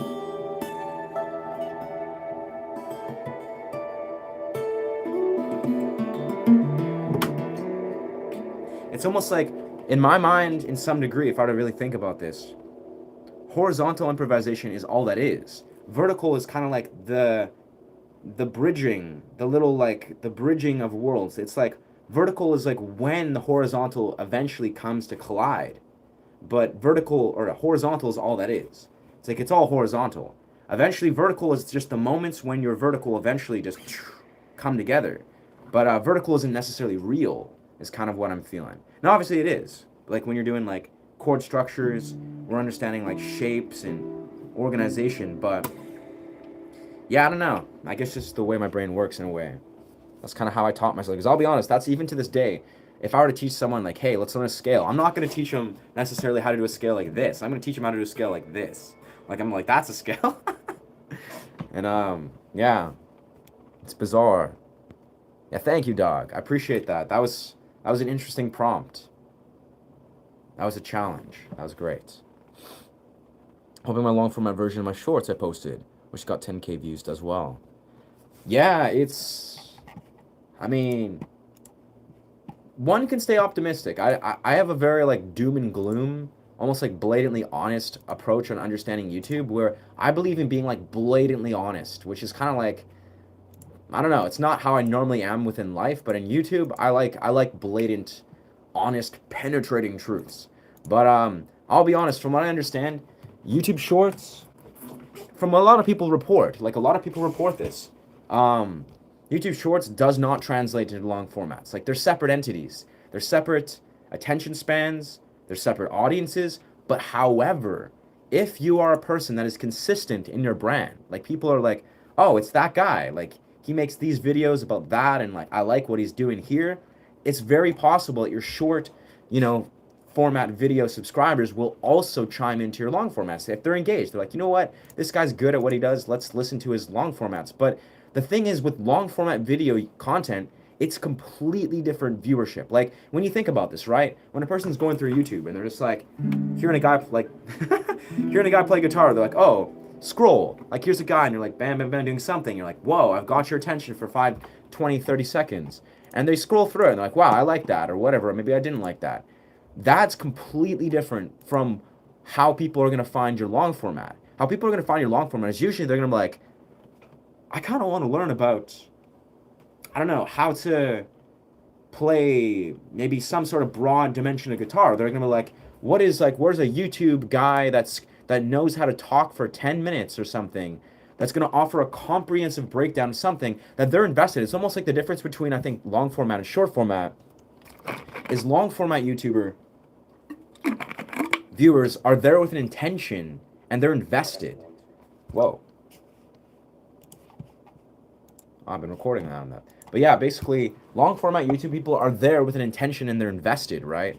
Like they're there to be like, they're like, I'm on my lunch break or something, or like, oh, I'm at home, after work or something. And they're like, I want to spend 10 minutes learning something very specific. So it's like, they're not just there to like scroll through a short thing and be like, okay, like that was entertaining or that was really knowledgeable. They're there with a mission. Like that's the thing, is long format people, they're there with a mission and they're there to learn and like invest their time. And obviously, the thing is, in YouTube land, there's many different long format YouTubers. So if they're on a mission to learn something, and what you offer isn't necessarily more entertaining or more high quality or more cinematic or whatever the metric, then they may not really find your channel and be like, hey, let's subscribe, let's invest in this. And a lot of it too is like the algorithm is like, this is the thing. I feel very people probably I think people, I have no idea. I can't pretend to understand why people go to shorts. You're probably right. It's like, it is like a short attention span, instant gratification, dopamine thing where they're just like, scrolling through it and it's what YouTube thrusts at them. But yeah, this is the thing I found really revelatory when understanding long format YouTube is okay, think about this, and this is a really key thing. All YouTube works like this, where YouTube is a search algorithm that the algorithm honors specificity. It honors specialization, right? It honors specificity. So if you're specific, you're like, this is what I'm about, this is what I'm going to continuously be about, this is what I'm teaching you, and like, this is exactly right to the point of what I'm consistently offering you, the algorithm loves that. Like, almost to a fault. Like, let's be real here. It's like, and if we're considering long format YouTube, this is what a lot of like YouTube market people say, and I agree with this, is if you're trying to grow a long format YouTube, Master of Puppets, unfortunately, no. I can try to learn that right now, maybe after I'm done my talk here. Just be you, brother. Change the world. Oh, yeah. Hell yeah, brother. I'm honestly, I'm confident in my YouTube channel in the same way I'm confident in everything else I do. Not because I'm like, I don't know, I have some sort of overseering, almost like arrogance or ignorance about blah, blah, blah. It's like, I'm confident that people will find what I'm doing, valuable, but also I'm confident in my ability. Like, I'm confident in my like ability to persevere and grind. It's the same reason I'm good at guitar. Is like, I'm gonna succeed, like one way or another. It's like it's bound. But how fast I'll succeed, who knows? Like, when it's gonna occur, who really knows? I don't know, bro. This is what happens, Mark. This is what happens when you ask an original composing YouTuber for covers. It's just like, who knows when it's gonna happen? Who knows when he's gonna actually learn? I commend your persistence, my guy. You're gonna go far. You're gonna go far in life with that amount of persistence. But yeah, anyway, long story short, YouTube format content values specificity. If you really think about that, like let's really like zero in on what that means. If you're like, okay, I'm creating, say like, look at my content. Not that consistent, not that specific. Let's be real here. I mean, the one specific factor is nature and guitar. That's often like a reoccurring theme in my YouTube. It's like nature, meditation, guitar. Those are reoccurring themes. But imagine you're a dude and you're like, hey, like let's find meditative guitar. Like this is all we want is meditative guitar on long format YouTube. Or maybe you're like, all I want is to learn about meditative styles of guitar, which is also what I do. If my like YouTube, say in the future I have 1,000 subscribers and I only focus like, consistently releasing long format YouTube content that is like really oriented around meditative guitar, nonstop. Every video has a similar theme that's so consistent that the algorithm knows, oh yeah, we know exactly what's going to come next. Like what's going to happen next? Probably meditative guitar. And they're going to deliver it perfectly to my audience. Now, this isn't necessarily how it's going to work necessarily for blowing up, going viral, but the thing is the algorithm wants to serve you to your viewers, but you also have to make it clear that you understand who your viewers are and you got to like target them. Anyways, let's see what these tabs are. I don't know. I'm sure my brain has the ability to learn Master of Puppets. That's for sure. So we're in EADGBE. Let's turn off a little bit of that.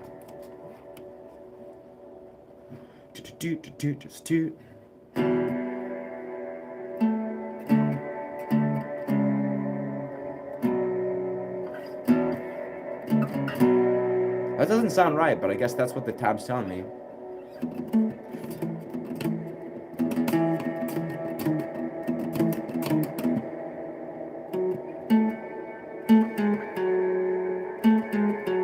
That doesn't sound right at all. Why is it? Oh, it's the power chords.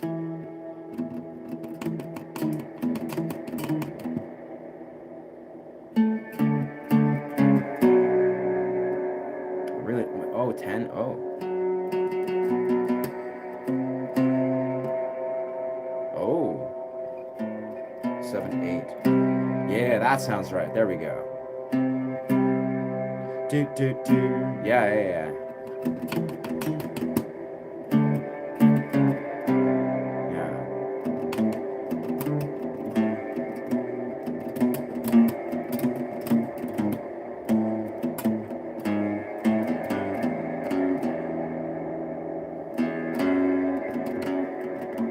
Oh yeah, that's such an easy song.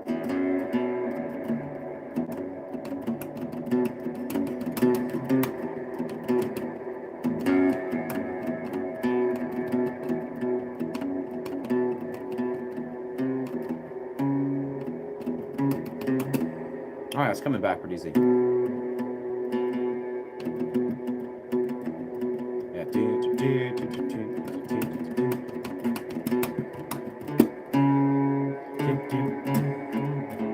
Something, okay. I go to Shorts, find very happy, interesting, open-minded people. That's cool, bro. That is kind of my intention. Is that's what I'm here for. Shorts is like, if people are seeking, because that's correct. Is like, Shorts I think successfully, it can at least showcase, a channel. You're like, oh, I never thought to go to this channel, and maybe it's like that's what you're looking for, and then that's sick, because that's why for the first like 2 months of YouTube, all I focused was Shorts. I was like, all right, like let's put out those intentions. Let's like, I don't know, throw these darts at these boards and see what happens. And then once I unlocked live streams, where I was like, oh damn, I can do live streams. That's when it really began to take action. Where I was like, okay, now I'm gonna like interact with my viewers. I'm gonna create like bold visions for YouTube long format, and I'm gonna start like envisioning Patreon. And like, it's like, for me, I'll be honest here, like, this is kind of bizarre and maybe unorthodox, but for me, this is what I realized when my lives blew up like 3 weeks ago or whatever. Live YouTube live streams, they're like the crux. They're like the high tier of YouTube engagement, viewership, and content. It's basically like, if you can succeed strictly on lives, like truly succeed, you will succeed in general. And what I mean by this is like, think about this, right? You're a live YouTuber, you connect with your audience, you your audience resonates with you, you resonate with your audience. Like, yeah, this is awesome. I've created a community and we all connect with each other daily, and that's fucking awesome. And you create content that they like, that you like putting out, and you get tons of views, you're monetized, you have sponsors through your lives, and you're like, you know what, I'm gonna just do a live and get 20,000 views and, you know, get paid for ad revenue. And you can do that whoa, no. And you do that 3 times a day. I just got blasted with a weird EDM song on my shorts. Let's close YouTube on that. But yeah, the idea is like, think about that, right? Like if you succeed, you're monetized, you have a regular audience, and you know how to do lives like a freaking master, right? And you can do a live at the drop of a hat. You're like, you know what? I'm gonna wake up and do a live for an hour, and then you get paid for sponsorships, ad revenue, etc., right? And you're literally in control of receiving income consistently. And the YouTube algorithm blesses you. You're on planet 9. Like at that point, you're on planet 9. You succeeded. If you want to like do any other realm of YouTube, you can pretty easily. If you want to create a Patreon, create a freaking whatever, you can like you've hacked the system. Now, of course, that's not for the views or more linear growth when making shorts. Probably, but again, like I don't know. I think shorts, I like making them because I'll be honest, for me, shorts just feel fun. They feel experimental. Like I can do literally anything. I can do literally anything with a short, and it can potentially blow up. And I like that. That lets me exercise this part of my brain where I'm like, I'm just gonna get experimental nonstop and make what I want to make, and that is super fun. But I think realistically, in the context, shorts can help you grow a channel. Absolutely. Like valuable tool, valuable experimental tool. But in the long term, like goal of like, will shorts make you like insane amounts of money per month? That's gonna like grow your channel and, you know, be a full-time job and beyond? Probably not. Like shorts is not gonna be the one that's gonna unlock like true monetization. And that's kind of the key, is shorts kind of just like if I'm making live streams, I may reach monetization. But what did I really build? That's all up to you, brother. That's all up to you. Like I said, again, like, I'll be honest, let's drop my pick here. What you really built is you've built a presence as a successful streamer. That is honestly more valuable than any sort of realm of YouTube. Maybe beyond, like, if you have 1 million subscribers on a long format, that's more valuable. But I think you've built a bridge if you've been a successful streamer. And again, that's the key word, is if you're a successful streamer. It's like, because if you can successfully stream, you can do that everywhere. You can do it on TikTok. You can do this on Instagram. Because, like, this is the thing that I've realized. And again, this isn't like this isn't the end all. This isn't the path for everybody. But if you can successfully stream, it's a skill set that you can grow a business. And you can take this, and I could say stream on Instagram. Boom, blow up on Instagram. Be like, take this on Facebook. Boom, blow up on Facebook. And like, this is a caveat, is Facebook actually pays more than YouTube. Like, if you can successfully wrap your mind around how to grow successful Facebook via shorts, via live streams, you can actually make more money than you could ever make on YouTube and have a larger audience on Facebook, which is very weird. Yeah, it is a preference. Like, for me, like, I think for me, like, this is the key thing that I want to articulate, is the reason I started this YouTube channel was because I built a busking act. I'm telling you, I built a performance act that was me, you know, improvising guitar and doing like cool backtracks and, you know, live pan flute and live looping. That was my busking act. I was busking. That's the whole reason why I developed this YouTube channel. It was literally, this is an echo of my busking act. And I'll be honest here, busking is way, way harder than live streaming. Like, way fucking harder. But the reality of it is, it's the same thing. This is virtual busking, but better, because you're engaging with your audience. So what I'm simply saying is, like, it's almost like once you develop that skill set and you realize like how to, like, whatever your intention with your YouTube channel is, and you develop how to be a streamer and you exercise the skill set of being a streamer, it's a very valuable tool. But obviously it's a skill. You can't just, like, you want to have an intention with it. You want to be, like, you know, conscious with your ability to exercise it. Maybe a different name for the label, for the content, different engaging, example, family music. Teach your meditation guitar in your own way. Maybe a different name for the label and your content. Absolutely. I think you're correct. I think I could do better um, with my names, with my labels, on my live streams, on my long format content, on, yeah, just all my content. Family music and teaching meditation, guitar in your own way. I think that's a good approach because obviously a family friendly, like almost like a family kid friendly approach, or like, for the whole family to approach, probably is a wise approach for like a meditative, like family friendly type channel. Because, yeah, I don't know. It's not something I've thought about. But yeah, anyway, like, I think part of my point is that I teach you to build something like a platform so people could learn guitar, improve the guitar abilities, use website. Yeah, that's great, bro. That's my same intention. Is like I want to offer free value. Like that's my intention in my channel too. Is I don't really I want to make if I can make money off of streams like through ad revenue, absolutely. Like that's beautiful and through long format. But I surely feel YouTube, the intention of it should be to offer infinite value and to actually like help the community and offer high quality content.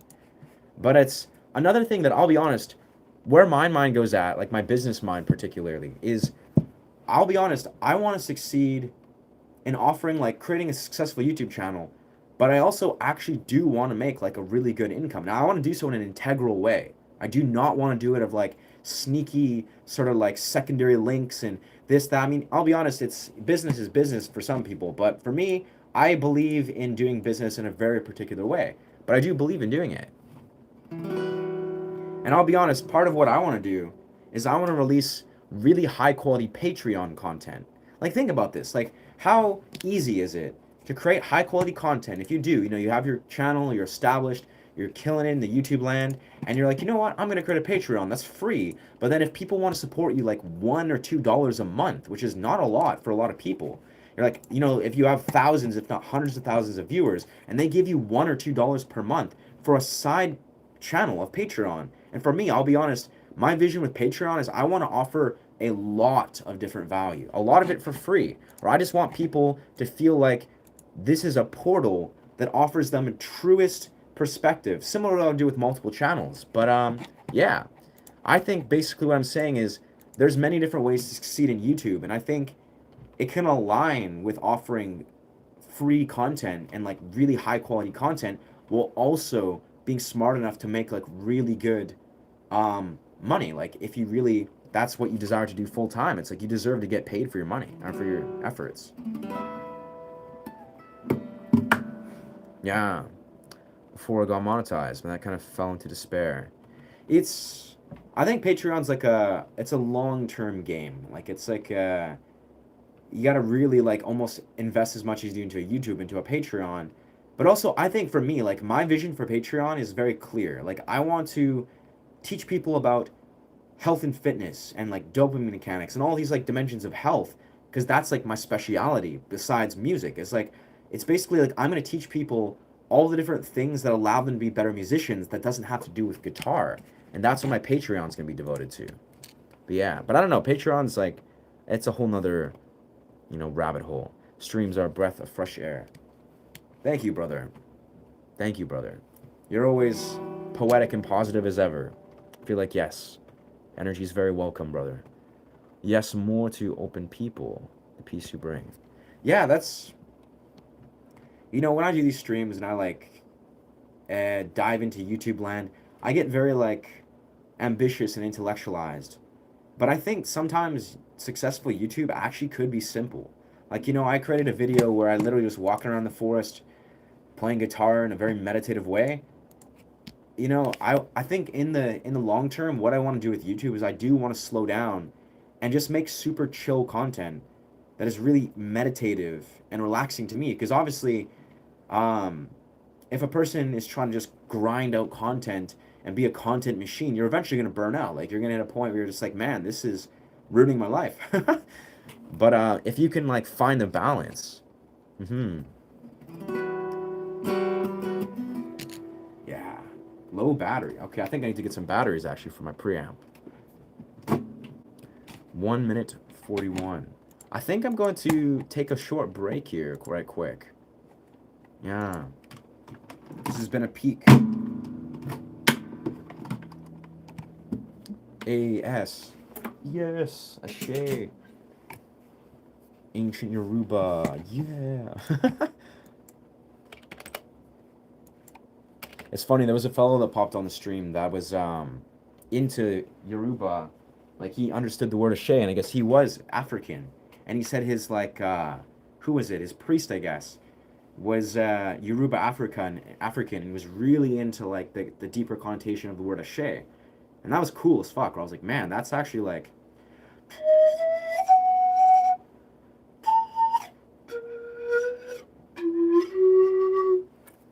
it just made me think a lot. I was like, man, Yoruba culture seems like really interesting, and I think it'd be interesting to learn more about it. Yeah. Yeah. What's going on? What's good? I'm just gonna be right back. I'm gonna grab some batteries for my preamp. Yes.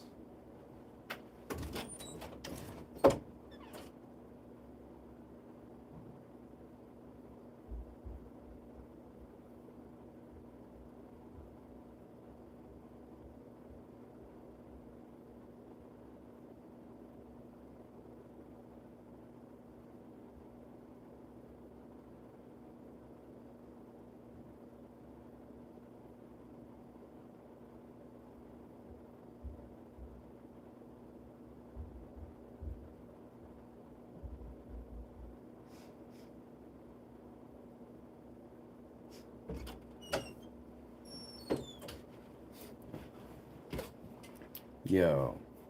Be out of curiosity, I know you're saying. So that I was using Patreon before I got monetized. Yeah.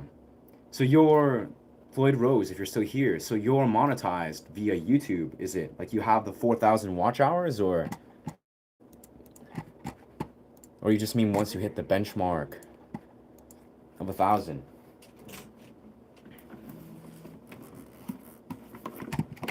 That's an interesting thought.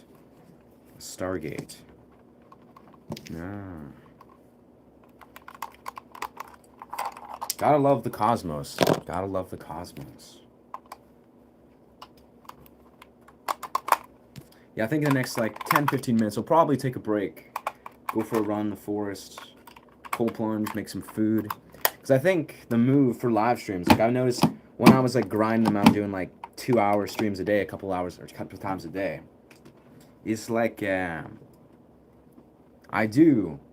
love the movie The Matrix very deeply. But I feel like, yeah, the move definitely feels like doing like hour streams or so, you know, spread throughout the day, trying to capitalize on the key time frames, like trying to find, you know, just good time frames for different parts of the world. I think that's something I'd love to do.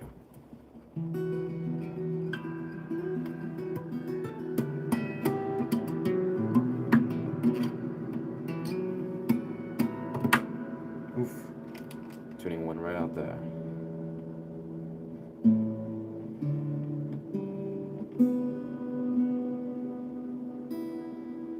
Very nice. Interesting, some news. Very nice. Used to be disillusioned by that movie. Interesting. I'm very curious. What disillusioned you? Just the idea of like the technology taking over and kind of like the fact that we are probably in a matrix? That's fair though. I mean, I love that movie deeply.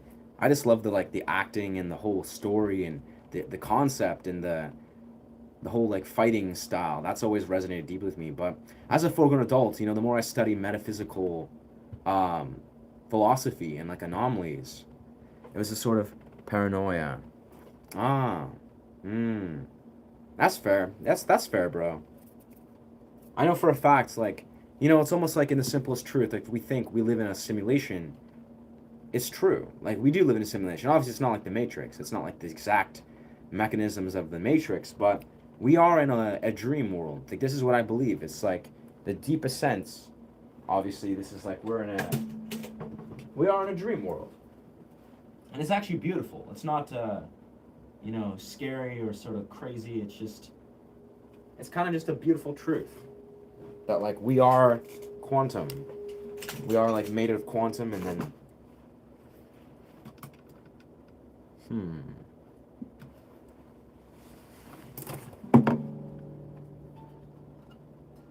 these patchouli incense just are awesome.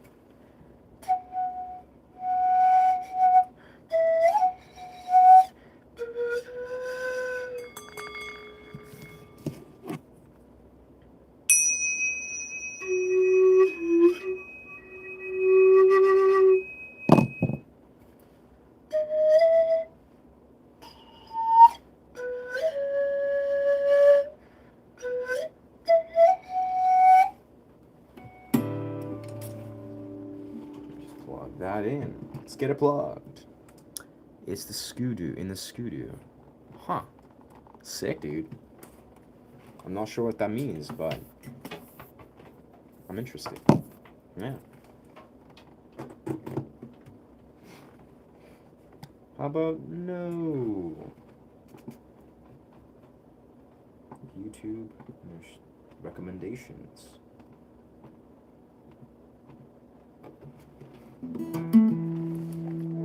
There we are. Ooh. Do you know what your short means, Ashay? Really awesome tea. Not necessarily. It was gifted to me, but it's kind of just like the flower of life streaming into the seed of life. Yeah, it's like, or the seed of life, sorry, the seed of life that's kind of like streaming into a more complex flower of life. I don't know, I've noticed personally, it's a shirt that I just kind of, as I've sort of felt it, it's almost like it's aligned with the body, but the symmetry is aligned with the body. It's like almost like the symmetry is perfectly aligned with the energy centers. So as I'm like breathing and doing qigong, it actually matches the alignment of how I'm aligning my body, my energy centers. I don't know, something strange. Yeah, that's fair, dog. I mean, I think it's okay, brother. Like, absolutely, I'm sure you're aware. It's okay to be disillusioned. Like, damn, brother. We're in a world that is chaos. It's pure chaos. It's intense. It's 3D dualistic reality, which is a lot. Like, as human beings, young humans trying to figure these things out, we're just like,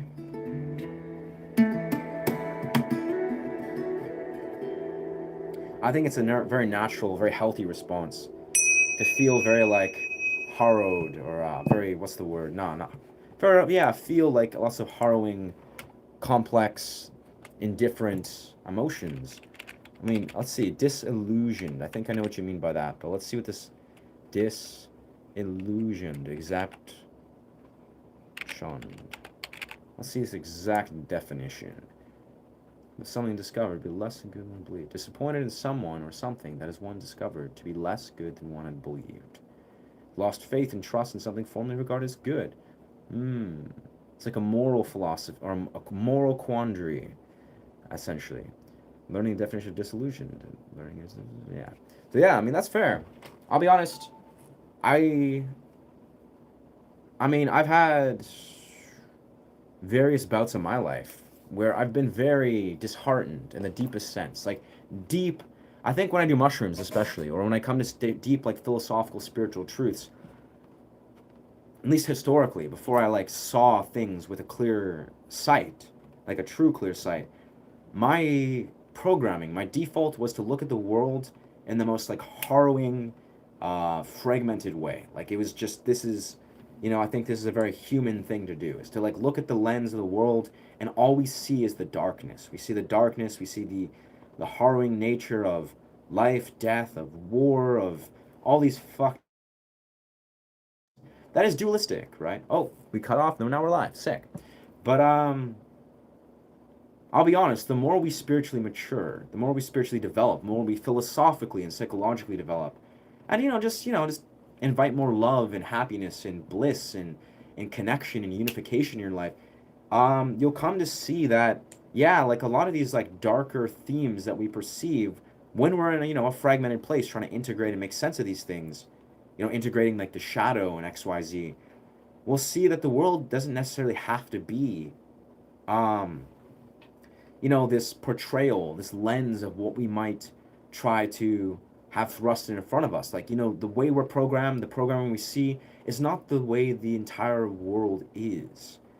And I don't know, I'm going off in a philosophical tangent, but the reality of it is what I'm simply speaking to, this returns to what I've been speaking about a lot the last couple of days. And I'll be honest, this is very relevant. In the greater world at large, during a time when the therapist was challenging a lot of the delusions I was experiencing. Mmm. Mmm. That's beautiful, brother. That's beautiful that you were finding clarity. Like, that's extraordinary, bro. That's hard. Like, that's difficult work. So I commend you. Yeah. I mean, I must say, like, in essence, like, we don't have to look very far right now in the world to see how harrowing and dark a lot of the world is. Like, we see all these, you know, intense subject matters and these graphic dimensions of war and corruption and all this bullshit that's being thrust in front of us. And obviously, it's an important thing to face, to look at. But damn, the world is definitely a dark place. But obviously, also, the world is neutral. It's a neutral entity. Our perception, that is. Our perception, how we perceive and believe, like make our beliefs relating to the world. This is a neutral entity. We feed. We are what we feed. We are what we absorb. We are what we think, right? So we can see all the darkness in the world. We can fixate on all the darkness in the world. We can believe that, the world is a dark place and it's just so horrendous, and which unfortunately to some degrees, of course, this is true. But the world's also beautiful. The world is also magical. It's extraordinary. It's ecstatic. It's beautiful in every right of what that is. And it's important to recognize how much power we have on our perception of things. So, the sort of the thing that the quantum mechanics and the quantum theories tell us, when observing things like quantum particles and blah blah blah, and the quantum theory is like everything is like everything that we could ever think of is. So everything that you think is or is not is. Every perception of a person, they're like, this person is evil, this person is good, this person is positive, this person is negative, this XYZ of all these different beliefs. Everything is what you ever could believe. It is and it is not, right? It is whatever you desire it to be. It's a neutral entity. So if you believe deeply, like, but this person or this experience or this community or this part of this, that, the other is inherently good or bad, you will reinforce that belief. It will become whatever it is. But the weirdest thing is when you understand, like, the quantum at the heart of it, everything is infinite. Everything is endlessly occurring always. So anything you could ever envision that is or is not will become. And that's kind of a very bizarre thing, but that's how it is. That's always how it's been. Everything is empty. Everything's formless. Everything has not been created. It is unwritten. And we are the creators that make it happen in these moments. It's bizarre, but it's literally the way it is. Yeah. I just love that movie. It's just great. It was as a child, me and my friend would watch it, and I was just like, yeah, this is tight as fuck. The one I watched was 2023 release. 2023 release. Huh. Yeah, the newest Matrix with the Neo coming back, or Keanu Reeves coming back. I think I watched a part of it. I never got really deep into it. That's what I'm looking for. I never got super deep into the newer Matrix, but I actually think it was probably pretty good. Like, some people threw salt at it, but I think it was pretty tight. What's good, Xavier?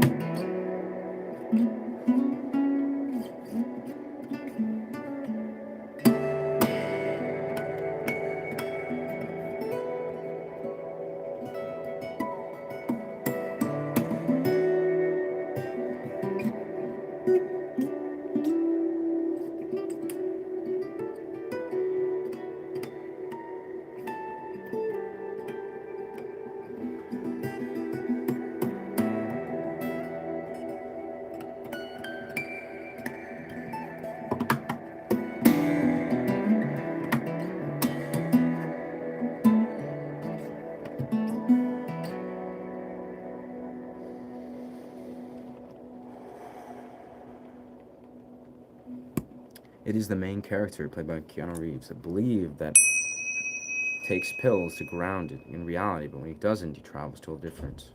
Yeah. Yeah. Yeah, that's I think it's super dope. I mean, I'm sure all of us are familiar how like the pills um it's a psychological and philosophical uh argument. Like, the pill of being like, okay, do we take one pill and we become, unconscious, docile? Yeah, we're escaping reality. Or are we going to enter the real? Are we going to like go down the rabbit hole where it's like, okay, let's see how deep this rabbit hole is. What's real? What's actually real? What does reality look like? And even if it's harrowing, even if it's super fucked like it is in the Matrix, we we're making that decision. And that's what's so beautiful. It's like surely the Matrix is talking about like, yeah, the one pill is what's going to make us conscious of like, okay, we're facing, it's almost like basically what it's saying is it's speaking about our psychological and philosophical beliefs of choice. We have choices to make in our life. In the Matrix, it's like you take the red pill versus the blue pill. One of these pills is going to let you be unconscious, escape. It's going to numb you. It's going to nullify you. Or the other pill, this could be like an example of medicines like psychedelics or just, spiritual conquest.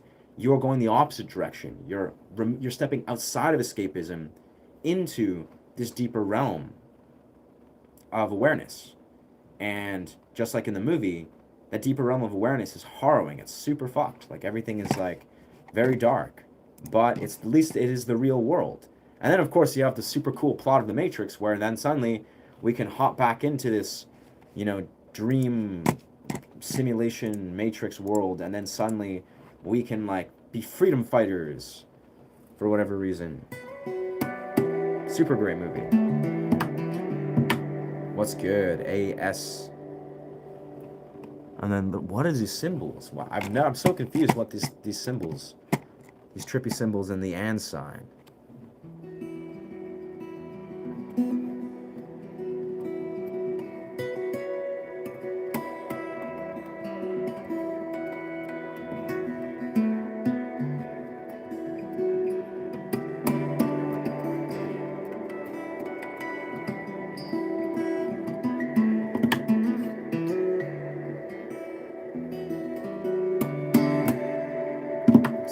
So much can be done with that triad. I don't believe in the Matrix anymore, bro. Interesting. Explain if you desire to what do you mean by Matrix? Like what do you think this Matrix is? Because I think the simulation, if we're going to put that into that definition, sometimes there are errors of that. I think I read your dimension is what is called the Matrix. I feel uncomfortable sharing. That's cool, bro. That's yeah. Respect your boundaries, brother. Dimensions in what's called the Matrix. So he's saying, let's take pills to stay grounded in reality. Yeah, no, I think what you're speaking of, without going too deep into the subject matters, yeah, it's like the realm beyond. I'm very rooted in this reality. Like, my consciousness is very rooted, where it's like, I don't possess any sort of mental pathologies or things that, maybe thrust me into the astral dimensions, but I do believe, like, for people that are, like, experiencing night terrors or, you know, psychotic episodes where they enter different dimensions, like Carl Jung, right? Um, that is synonymous with, like, the actuality of, like, what is metaphysically and spiritually and philosophically going on. I've never in my wildest dreams, like I have to do a lot of like, psychedelics, or not even just do a lot, but do psychedelics as a whole and do a lot of studying of metaphysical dimensions to even begin to like actually experience like true altered states or like metaphysical anomalies. And it's happened. I think that's part of what I think is successful, because this is a thing. Like I'll make this very simple. It's like the process of entering the other, the altered states, the altered dimensions of where you are, like that maybe it's entering the quantum or the metaphysical realms. The whole reason you enter these, so say you take a psychedelic, you enter an altered state of consciousness. Maybe you take something like ayahuasca. I've never done ayahuasca, but you say sit with ayahuasca and you enter a completely different realm for a period of time. And then you return. The whole reason why you enter these altered states is to integrate it. This is the core reason. You enter these altered states so you can return to the earthly realm to integrate it. So I think this is the same context that if you say do something like DMT, or say you astral project, or you lucid dream, all these things are engaging in the quantum, right? It's important, if not pivotal, if not the entire reason of why you enter these realms. Wow, I feel like my body's zooming out as I'm talking about this stuff. But very simply, you basically are going back to integrate these things. The whole reason is you need to integrate. You need to return to the earthly realm, connect to the 3D, like I am here, this is the 3D, and make sense of this in a humanistic 3-dimensional way.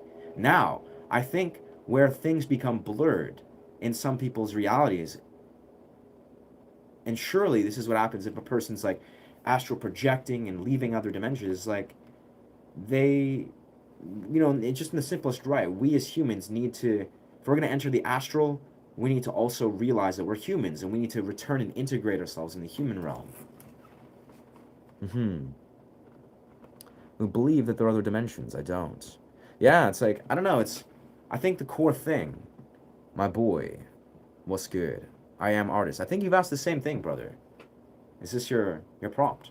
But yeah, I think what the simplest thing I'm saying is the only reason I feel like I'm able to tread waters into, say, metaphysical dimensions, like at all. I don't do this frequently, but I'm saying in my lifetime of 31 years, I could say confidently there's been little blips from like, oh, I think I've embraced and engaged in some sort of quantum or metaphysical numbness, at least a little bit, right?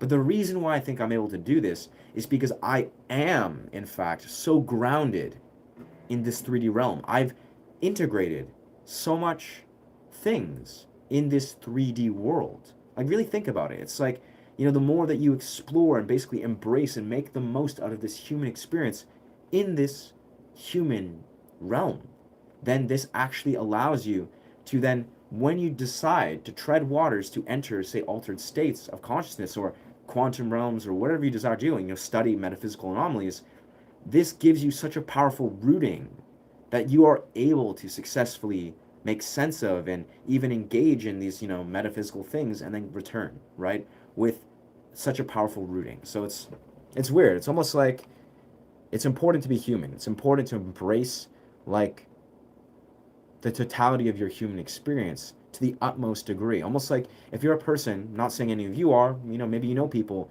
that are very focused on the astral, they're focused on like otherworldly things. Those otherworldly things are not going to serve you unless you are so rooted within this 3D, because we are in 3D, we're humans, right?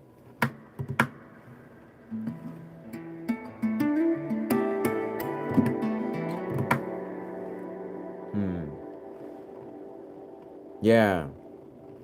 Yeah, well, it's like, I mean, let's be honest here. It's like, it's an intense thing, bro, because, like, your personal endeavors aside, or my personal endeavors aside, the thing is, we live in a very unique time. We live in a very, like, troubling time, actually, is, like, to some degree, fragmented time, where, a lot of modern society struggles deeply with, substance abuse, with escapism, even beyond, like, we can talk about extremes, but the majority of people are very dysregulated and have a dysregulated relationship with substance use. It's almost like a lot of people, again, I don't know all people, but this is just a paraphrase, they'll sort of assume by default that people have a dysregulated relationship with their brains and with substances.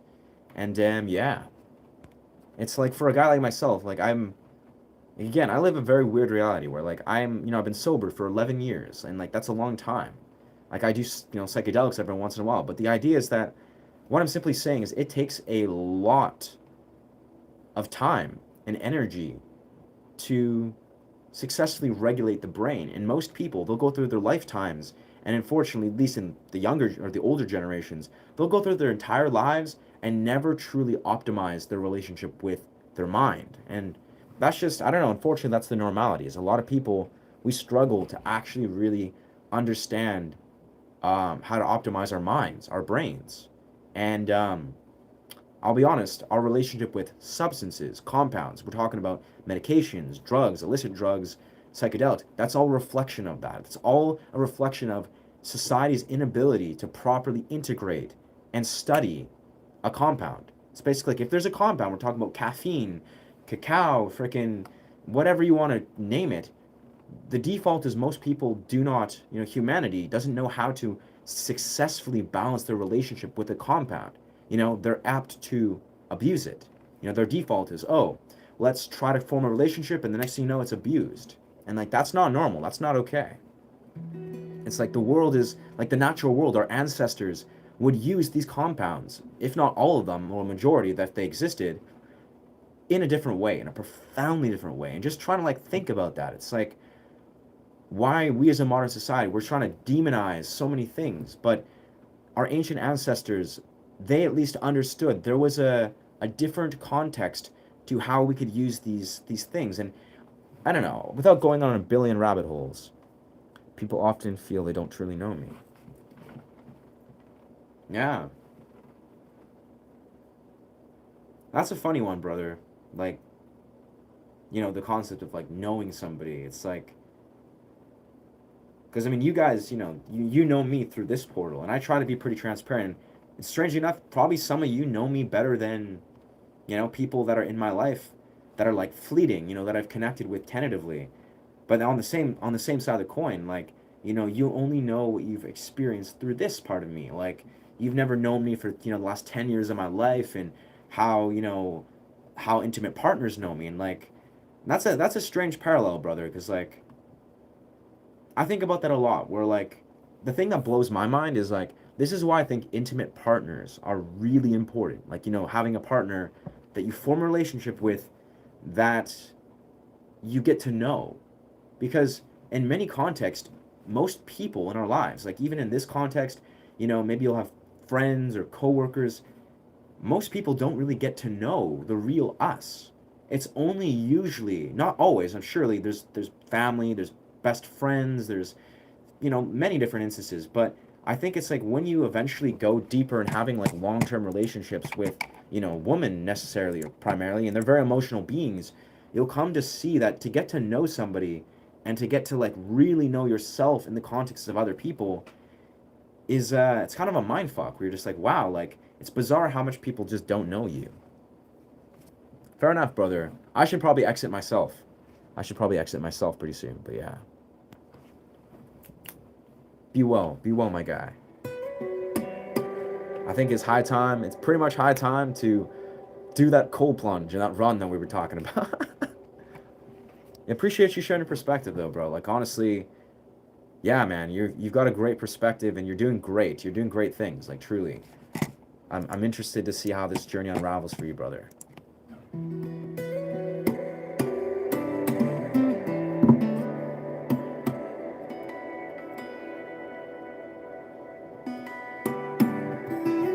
Man, I'm hungry as fuck for some reason.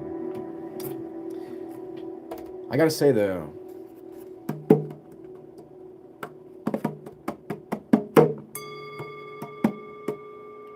for some reason this grounds me so much. This patchouli. It's like I feel like it just gives me another life.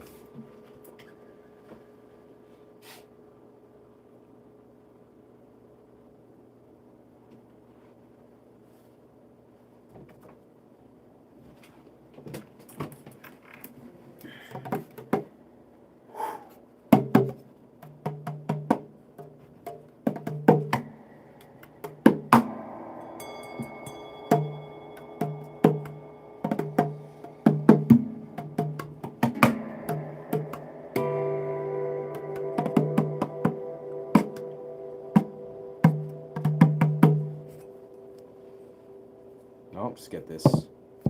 Let's get this kind of. Oh, there we are.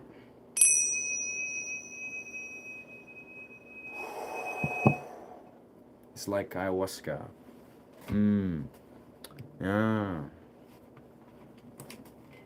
Yes, not to forget trauma. To face him and understand yourself.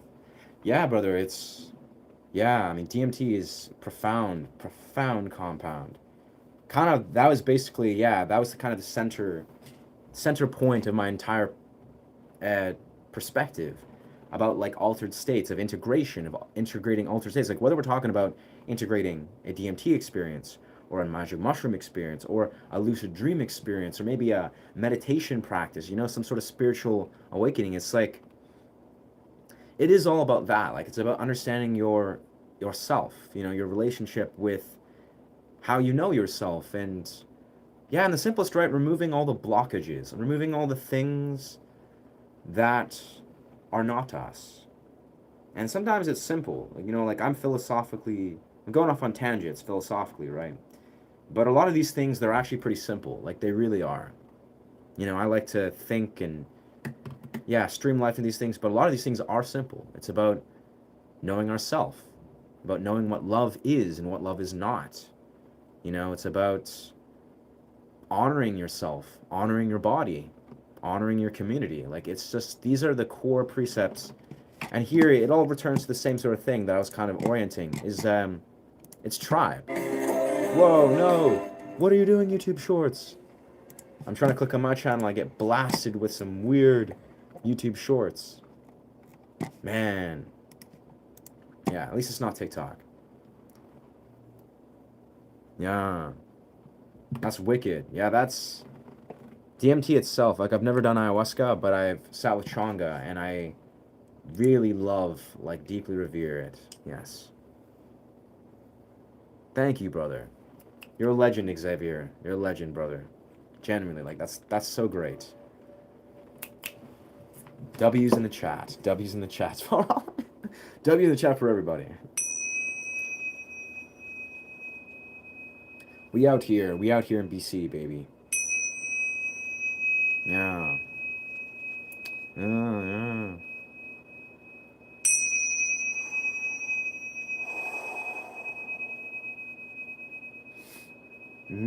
Tried it. Yeah.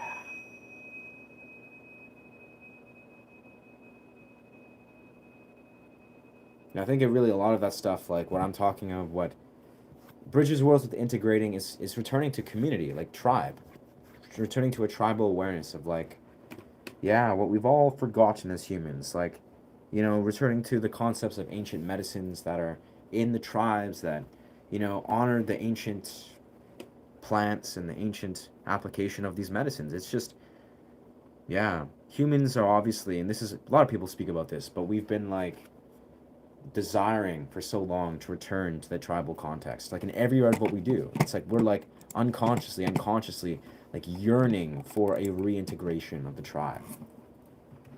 And the modern 2026, we've gone so far, and obviously we're going further probably with AI and all that.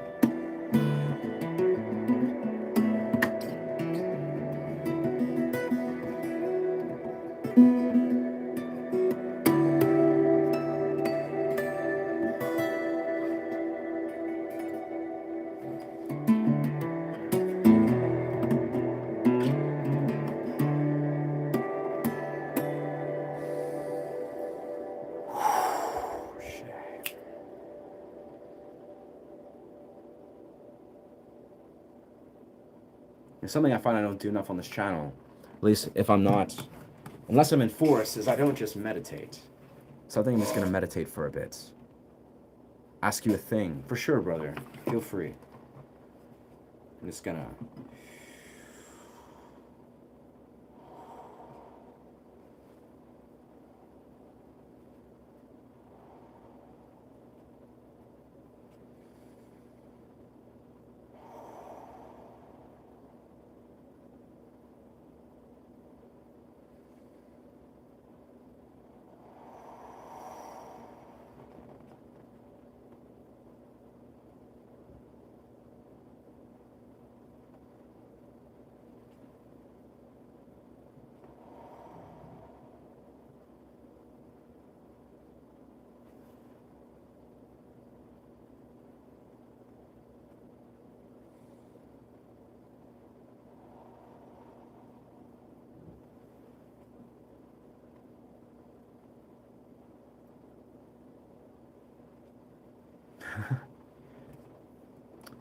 How long can you meditate? Honestly, not very long, in truth. I mean, if I'm on psychedelics, then for long periods. But I think the last time I meditated was like a day or two ago with my partner, like my girlfriend. We spent time in the forest, and I think we just meditated in front of each other for like 15, 20 minutes maybe. But even then, like after 15, 20 minutes, my mind was like, being like, let's go for a cold plunge, let's go for a walk, let's do stuff. And like, yeah, it's like I don't meditate for very long, unfortunately, but I think I could benefit powerfully without a shadow of a doubt. And weirdly enough, just that moment there being like, let's just meditate on this live stream. Not a thing I think of a lot, but I think that's actually a great invitation. Because, I've also been streaming for 2 hours and 17 minutes, so what's a few minutes of meditating?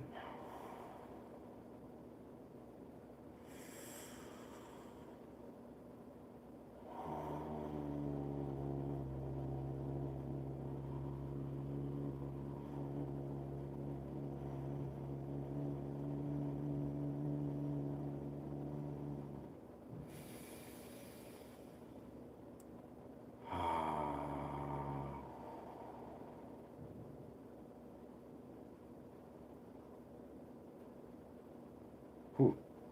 Very cool. Whoa. So I have a big house.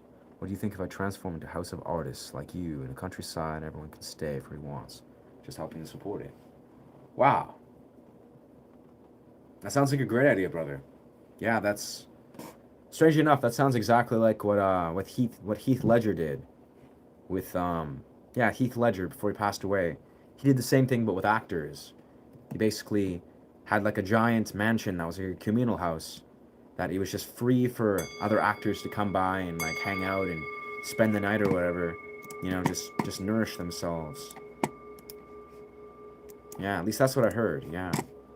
So yeah, I'd say if it's a good idea to Heath, it's a good idea.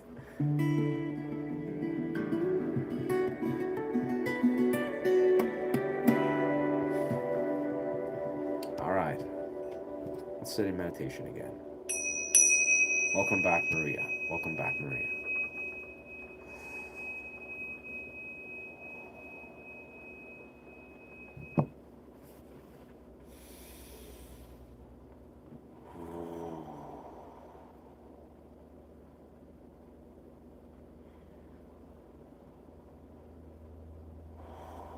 Just taking this time to breathe deeply. Breathing into the diaphragm. Breathing into the navel. Feeling into the subtle energy centers of your body.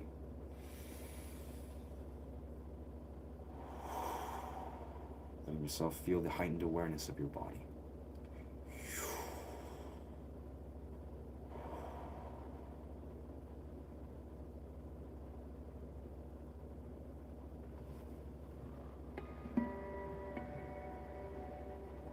Want to do a thing like that, musicians, painters, everybody. Yeah, I think you should do that, brother. I think that's a great intention.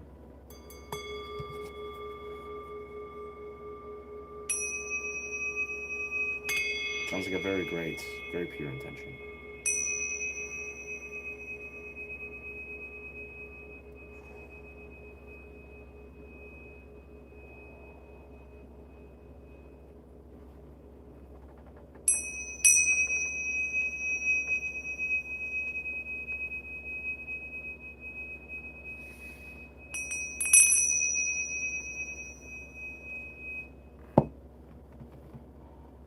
Whoa, all right. Amazing. All right, I think we are going to exit this live stream now. Yeah, hitting the 2 hour and 20 mark. It's been a really powerful live stream. I've definitely enjoyed a lot of the content, a lot of the dialogues. It's just, damn, wow. Powerful day, powerful times. Powerful times. Happy Thursday.